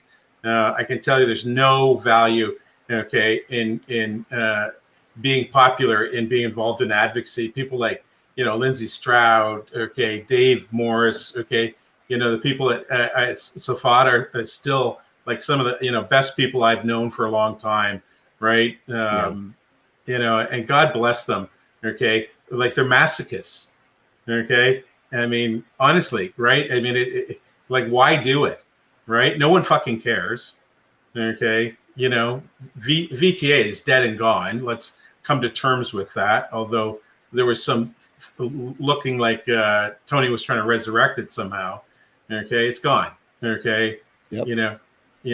So they had their moment, and I can't be critical of VTA. You were there, you were on the board, you know what the hell was going on. There's a lot of people, and I know that you said you had kayaking plans, but there's a lot of people out there that don't know shit, that never were even fucking members, that never paid dues, that might have been a member of an associated state trade association, but they never fucking paid their dues. They would not have even been members of VTA if we hadn't fucking written a big fucking check. That are over here going, oh, well, where did all the money go? You never fucking put $1 in there, so shut your fucking trap.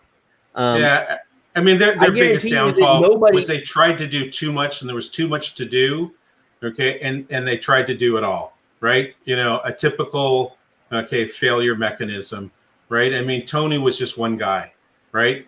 Unfortunately, right?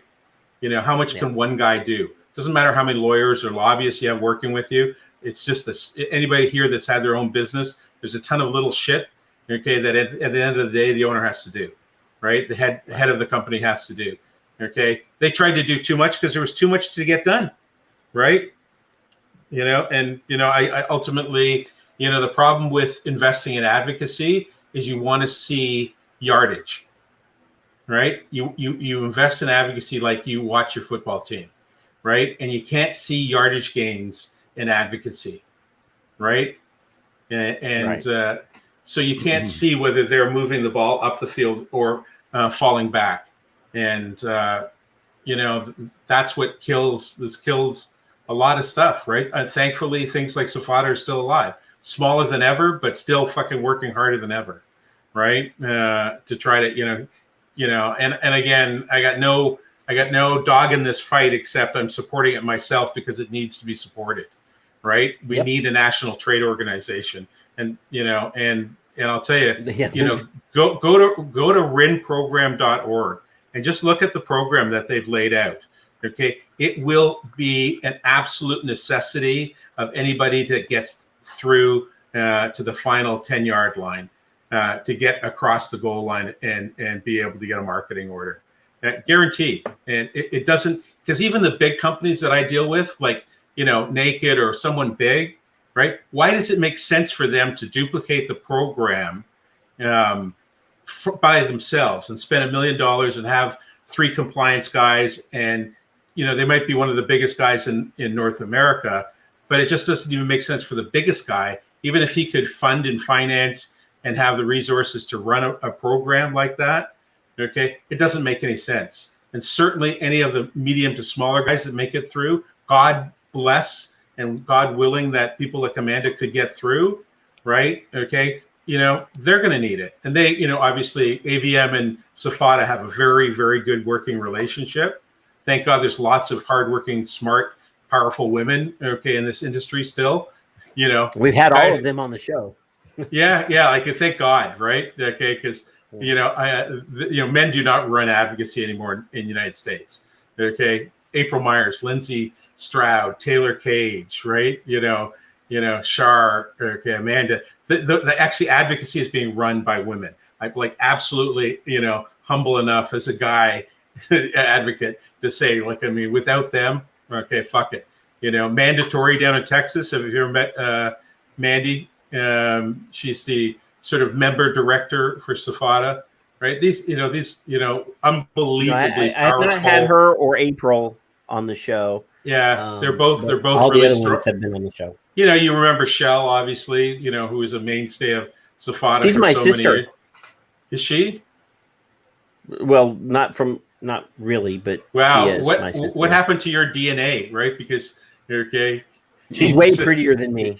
Okay. I'm thinking your mutual mom, okay, must have stepped out, okay, on Shell's dad, okay, because you she's did not sister with two different parents. Yeah, like, I've known Shell from the very first vape event I ever went to. I met Shell at that event, and Cynthia Cabrera was like, you two need to talk. And, we formed Safada, Texas, with 5 vendors in Texas. And they said, you have to come and vote. And I'm like, I'm not a fucking vendor. And they're like, we need you. And I'm like, okay. Yeah.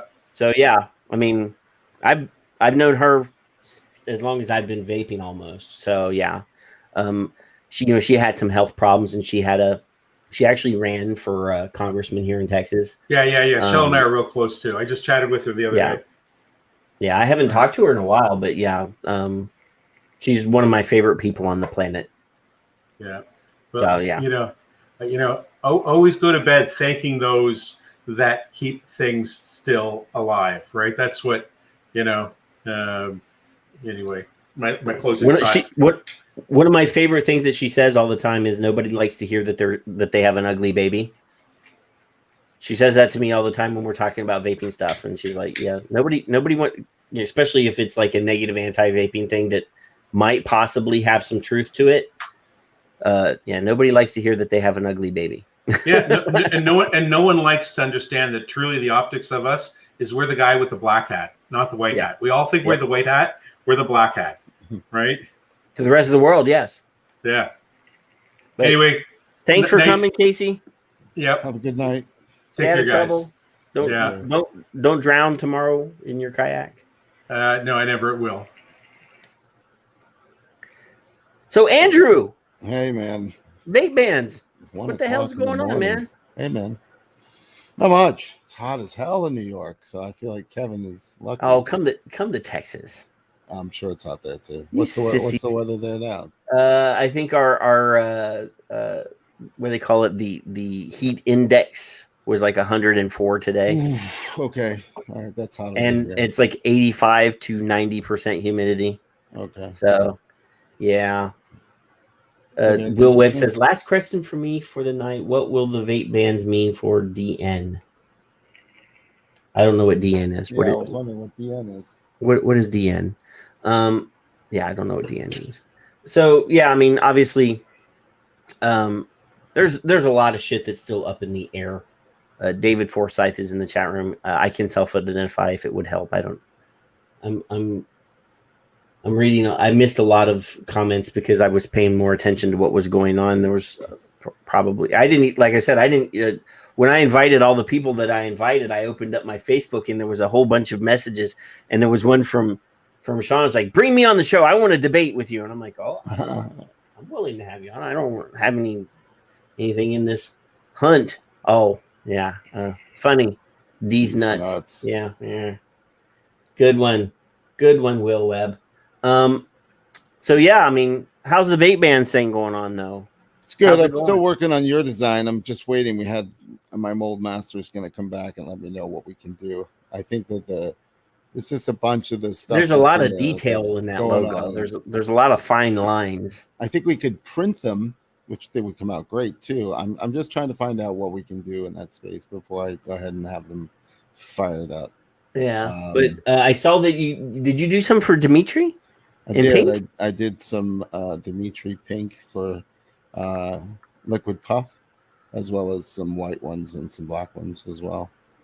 And I guess he's taking those. He's going to Greece. In 2 days. Is this his summer vacation to Greece? Okay. He goes usually right. Normally, it's right before the girls go back to school. Like they go over as a family. The wife goes like 3 or 4 weeks before him normally. Okay. And the last time, like one of the girls went with mom, and then one of the girls went with dad like weeks later because of school or something. But I don't know if this is a the family trip or not. I think it's a business trip because he just. Well, I mean, obviously he has like 4 stores over there, and he probably forgot, but he did promise that he was going to pick me up in IQOS while he was over there, so that I could finally test one, so that I can actually have an informed informed comments, because both Kevin and I smoke or vape tobacco flavors. Okay. And I've made the comment repeatedly, but I've never tried it, so I don't know that if IQOS had been around when I was trying to quit smoking, it worked for you probably. I probably would have liked it, but I want to be able to tell people. I have no problem telling a smoker that really likes to smoke. You have vaping as an option, but there's IQOS, and it's even if it's only 80% safer, it's still 80% safer. Yeah. I mean, their PMTA and their MRTP have a lot of sound science, and I think that the number is higher than 80%. But there are people out there like me, and you've been vaping for 10 years, and I don't know what level nicotine that you vape. 18. You're at 18. I was at 18 for like 4 years. I mean, I started at 36 back in the day. Wow. And I think I started at 24, went to 18. I've been on 18. I can't vape 12. Got myself to 24 pretty quickly, and went from there to 18, and liked 18 in a K-Fun at 4.2 volts on a Pro Vari. That's back in the day when we were voltage and not wattage. And was fine with that. I could have, built 1.2 ohm or 1.6 ohm coils and vaped 18 milligram on a Pro Vari forever and a day, and it would have been fine. But Will, he's going to get it in Greece. They're all over the place in Greece. They're not all over the place here. No. So, I would have been fine with that forever. But then, we got more technology, and then, I tried different things, and I got down to 12, and I've been at 12 for like 5 years, and I don't plan on changing. Good for you. I like my nicotine. We had, I don't know if you saw the show, but we've had Dr. Charles Gardner on, who's a neuroscientist. Yeah. Who, basically gave Kevin and I all the evidence that we ever needed that nicotine. I mean, obviously we saw the film, you don't know nicotine as well, but verified that yes, nicotine does have, beneficial properties to our brains. And, I've got problems, Al, I've been diagnosed with ADD, and I've been diagnosed with obsessive compulsive disorder. And I know for a fact I've never been diagnosed with bipolar, but anybody that knows me knows that I'm fucking bipolar. So it helps me. It has prevented me from killing people. So yeah, I'm fine with nicotine, and nicotine does what it's supposed to do for me. That's why I have the nicotine enhanced t-shirt. There you go. I love nicotine. I don't know. I can't stop vaping 18. I have 3.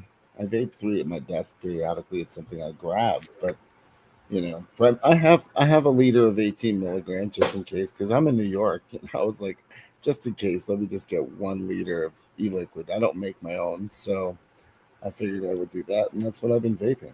I don't make my own either, but I do dabble. A little. I do dabble. Flavors. There you go. Those are all steeping. That's my steeping shelf. Those are all recipes that I've made over the last year, and some of them have a pretty good steep. This is from September. This is a blueberry brandy RY4. It's September 27th of 2020. So it's got a good steep on it. There you go. It's got a good steep on it. And when I went blueberry brandy RY4, it's right there.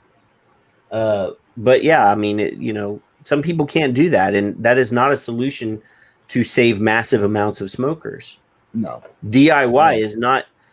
The black market. Buying in bulk is not an answer. No, I mean, I shouldn't have to do it. I just ordered 4 more liters for a friend of mine because he's 68 years old and he vapes about 2 liters every 6 months. It'll last him a year, and he's afraid he's not going to have e-liquid that he likes, and he might as well just quit vaping. So, he's being I buy $450 worth of e-liquid. Yeah, I went ahead and opened a commercial. I haven't vaped any commercial e-liquid in a long time, and I wanted something different. I've been vaping my tobacco flavors for so long that I wanted to vape somebody else's. So I pulled out a 5 Ponds bottle, and then when I pulled out the 5 Ponds bottle, I realized I had a bunch of Plume Room Candied Cavendish. Oh, that's so I opened that, and it's really good in the e-pipe mod. Candy Cavendish. I found that I had a bottle of Ripe Vapes VCT, vanilla custard tobacco, right here. I have a strawberry VCT here as well, but David. David's in the chat room. His stepsons own Ripe Vapes, and I always support people that I've met the Ripe Vape guys at the VTA conference in Austin like 3 years ago. But I mean, I've been vaping their stuff for a long time. But yeah, I mean, it's sad, whether or not September 9th is a doomsday. We know for a fact that it's not. I mean, between now and then, I believe firmly that there will be more of these letters going out, whittling down the market to a much more manageable number of applications that they can actually process. If they have 4.5 million applications still in the pipeline, they cannot. I mean, it would take decades for them to actually process that much paperwork. I don't imagine they're not putting that number of people on this. There's no way. I don't even imagine that. I mean, they're not going to go to the next stage. They're going to whittle as much as possible between now and the deadline. They may go to the judge and ask for an extension, even though the judge said at the last extension, the only reason I'm giving you this extension is because the plaintiffs in this case did not file a motion against you. Okay. So, I imagine that if they do file a petition or do file a motion for an extension, that the American Academy of Pediatrics, the Truth Foundation, the 13 public health groups will probably file a petition against it. So yeah, I mean, like I said, I've been saying this for weeks and weeks and weeks. Even if FDA want to be cool, I don't imagine that the plaintiffs in that case are going to let it happen. I don't. I firmly believe that 4 or 5 big manufacturers of, the big tobacco manufacturers that have PMTAs and the small tobacco manufacturers that have filed PMTAs like Swisher and a few of the other companies, I believe that they're going to get approved on 99. I think that they're going to be given their marketing orders, and they're going to say, we're going to scrutinize your application a little bit more, but you have marketing orders. You can stay on the market. And I totally think that they're going to, even if FDA says to the open guys, the small mom and pops, y'all stay in the market. We're going to file an extension with the judge and see what happens. I firmly believe the judge is going to say no. Well, it couldn't come soon enough. What are we, T-minus 2 weeks? I don't know, 2 weeks. But I did see Greg Connolly posted on Facebook or Twitter that he had heard that something was going to be announced next week. So let's see what it is. Another vape broadcaster posted as a response to that. They're going to file and they're going to announce an extension. I know one of my secret contacts told me, and I'm like, I don't believe in secret contacts. So I don't know. But I still firmly believe that the plaintiffs in that lawsuit are not going to stand by and let it happen. Mm-mm.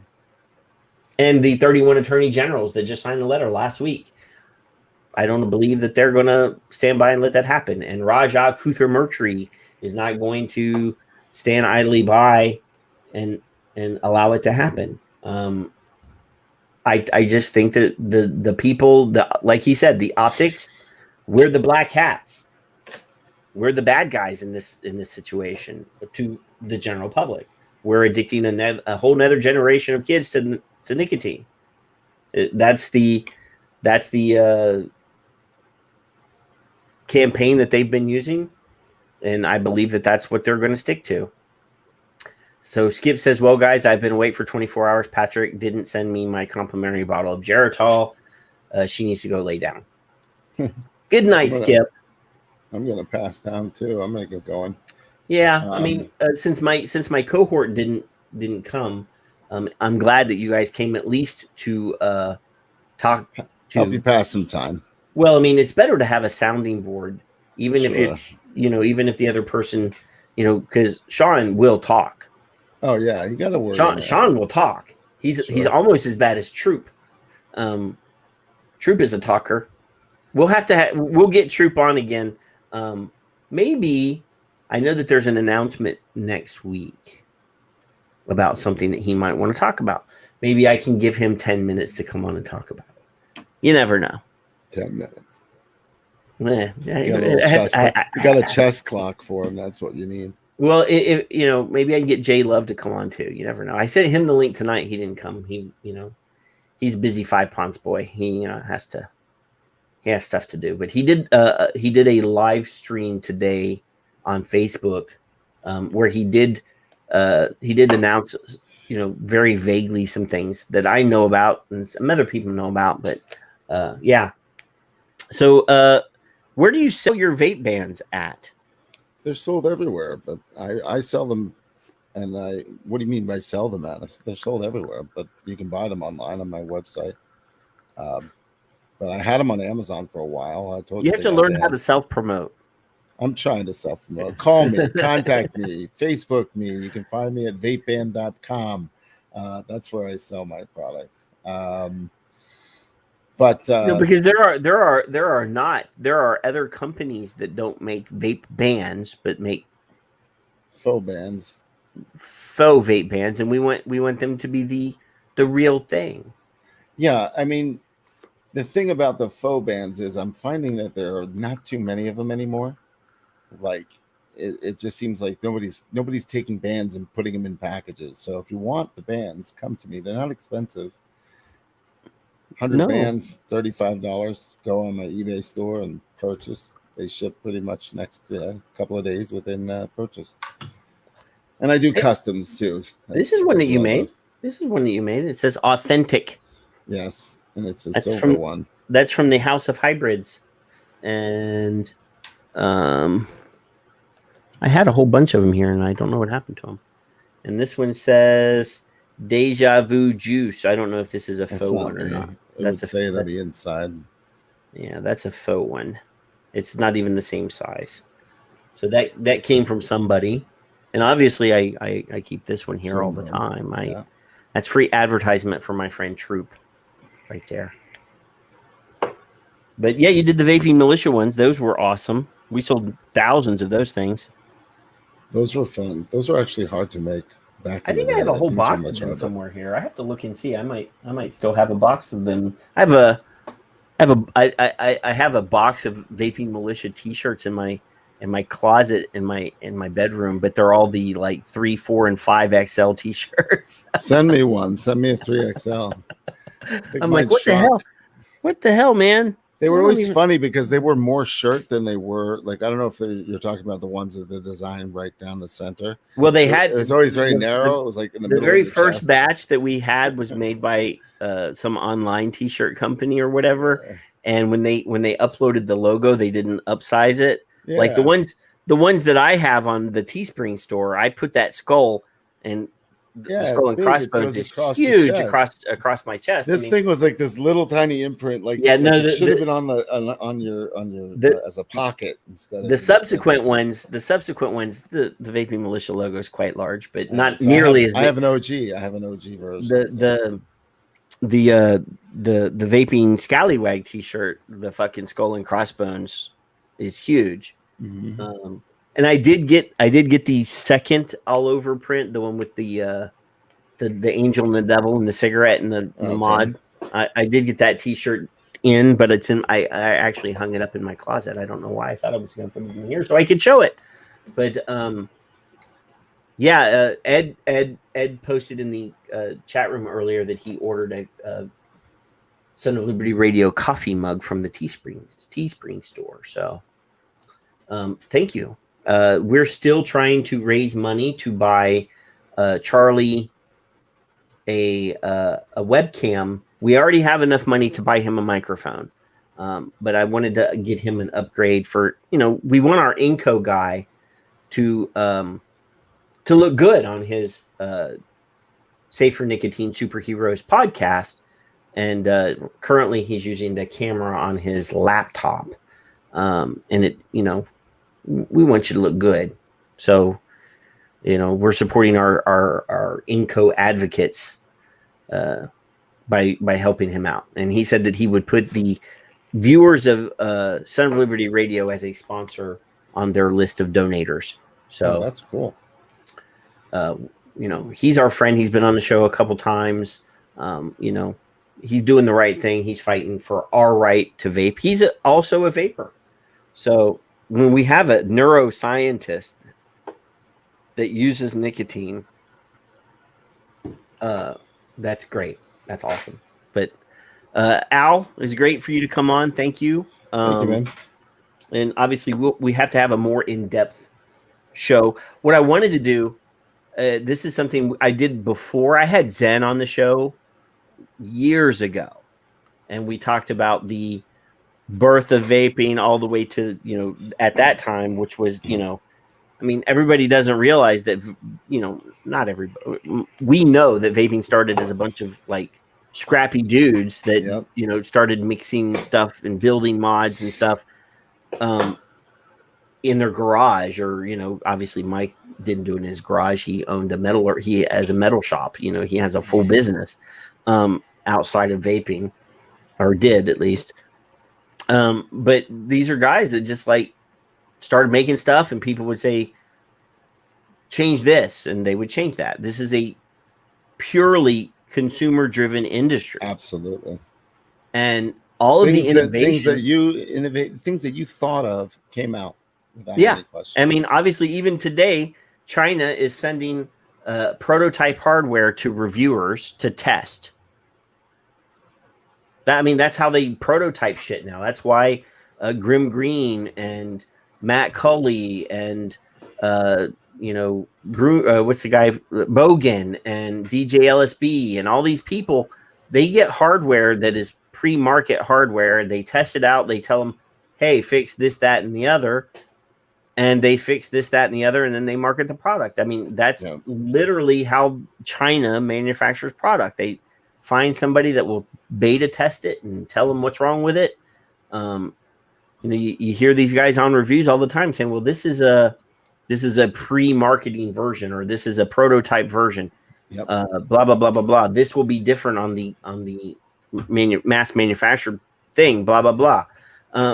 It is still, even the reviewers obviously are professionals now, but still a consumer-driven industry. We are the ones that buy the product, that tell the stores what to put on the shelves. We're the ones that buy the product that tell the manufacturers, make more of this.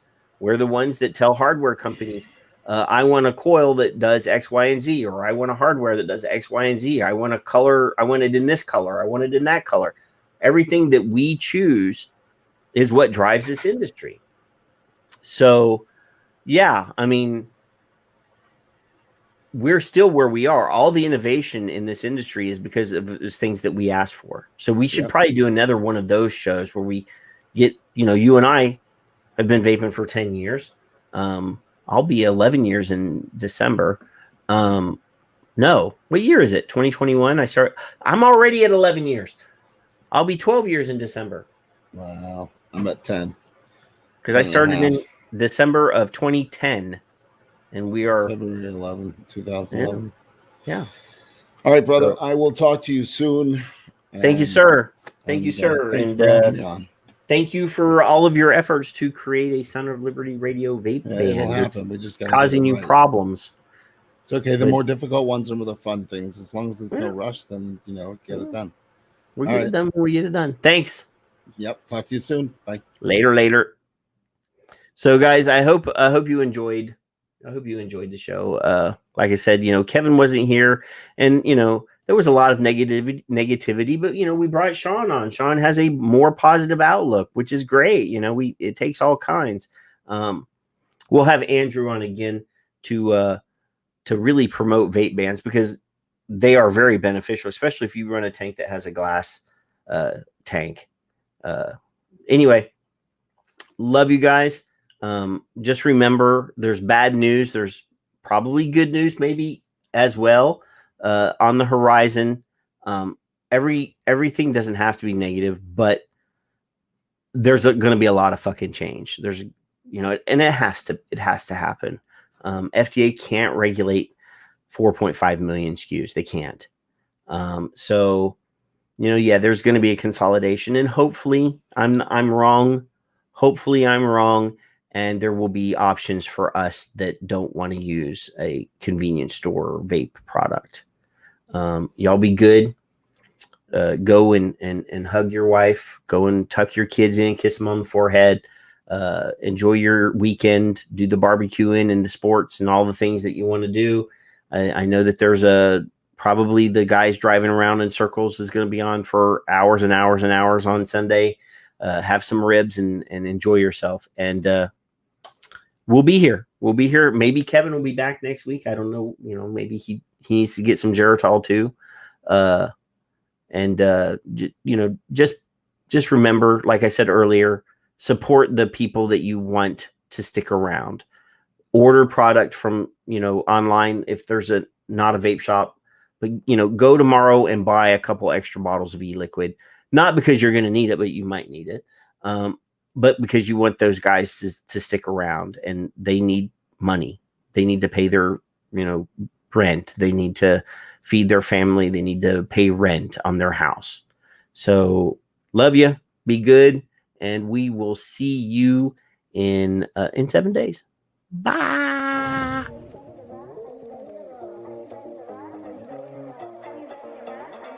We're exporting a whole lot of really bad and dangerous rhetoric, bad research, and unfortunately it's being picked up and amplified in other countries. Never forget the elephant in the room. It's actually such a big elephant that I don't think people can even breathe in that room. It's such a huge elephant. It's the number one preventable cause of death in Australia. So when you are taking a precautionary approach, when you're like, no, we just don't know enough, I just tell them, shut up, because that just, I don't know, is killing people right now. We're worried that, in fact, a lot of members of the public still think that using an e-cigarette is as harmful as smoking a cigarette. I mean, I have said that it would be tragic if smokers didn't quit and carried on smoking because they hadn't tried an e-cigarette, because they were worried about the safety of an e-cigarette. It's not about really quitting smoking, their ideological viewpoint against vaping is so strong and so weird. Like, honestly, it's just weird. I don't know why it invokes this incredible sort of anger from these people. I mean, this colleague of mine said to me when I first moved to get the inquiry up, her comment to me was, why don't they just use the patch? And I said to her, do you smoke? And she's like, no. I said, have you ever smoked? And she said, no. And I said, well, shut up then. You don't know how hard it is to quit smoking. Clearly, when you tell teenagers not to do something, there's a good chance they will do it.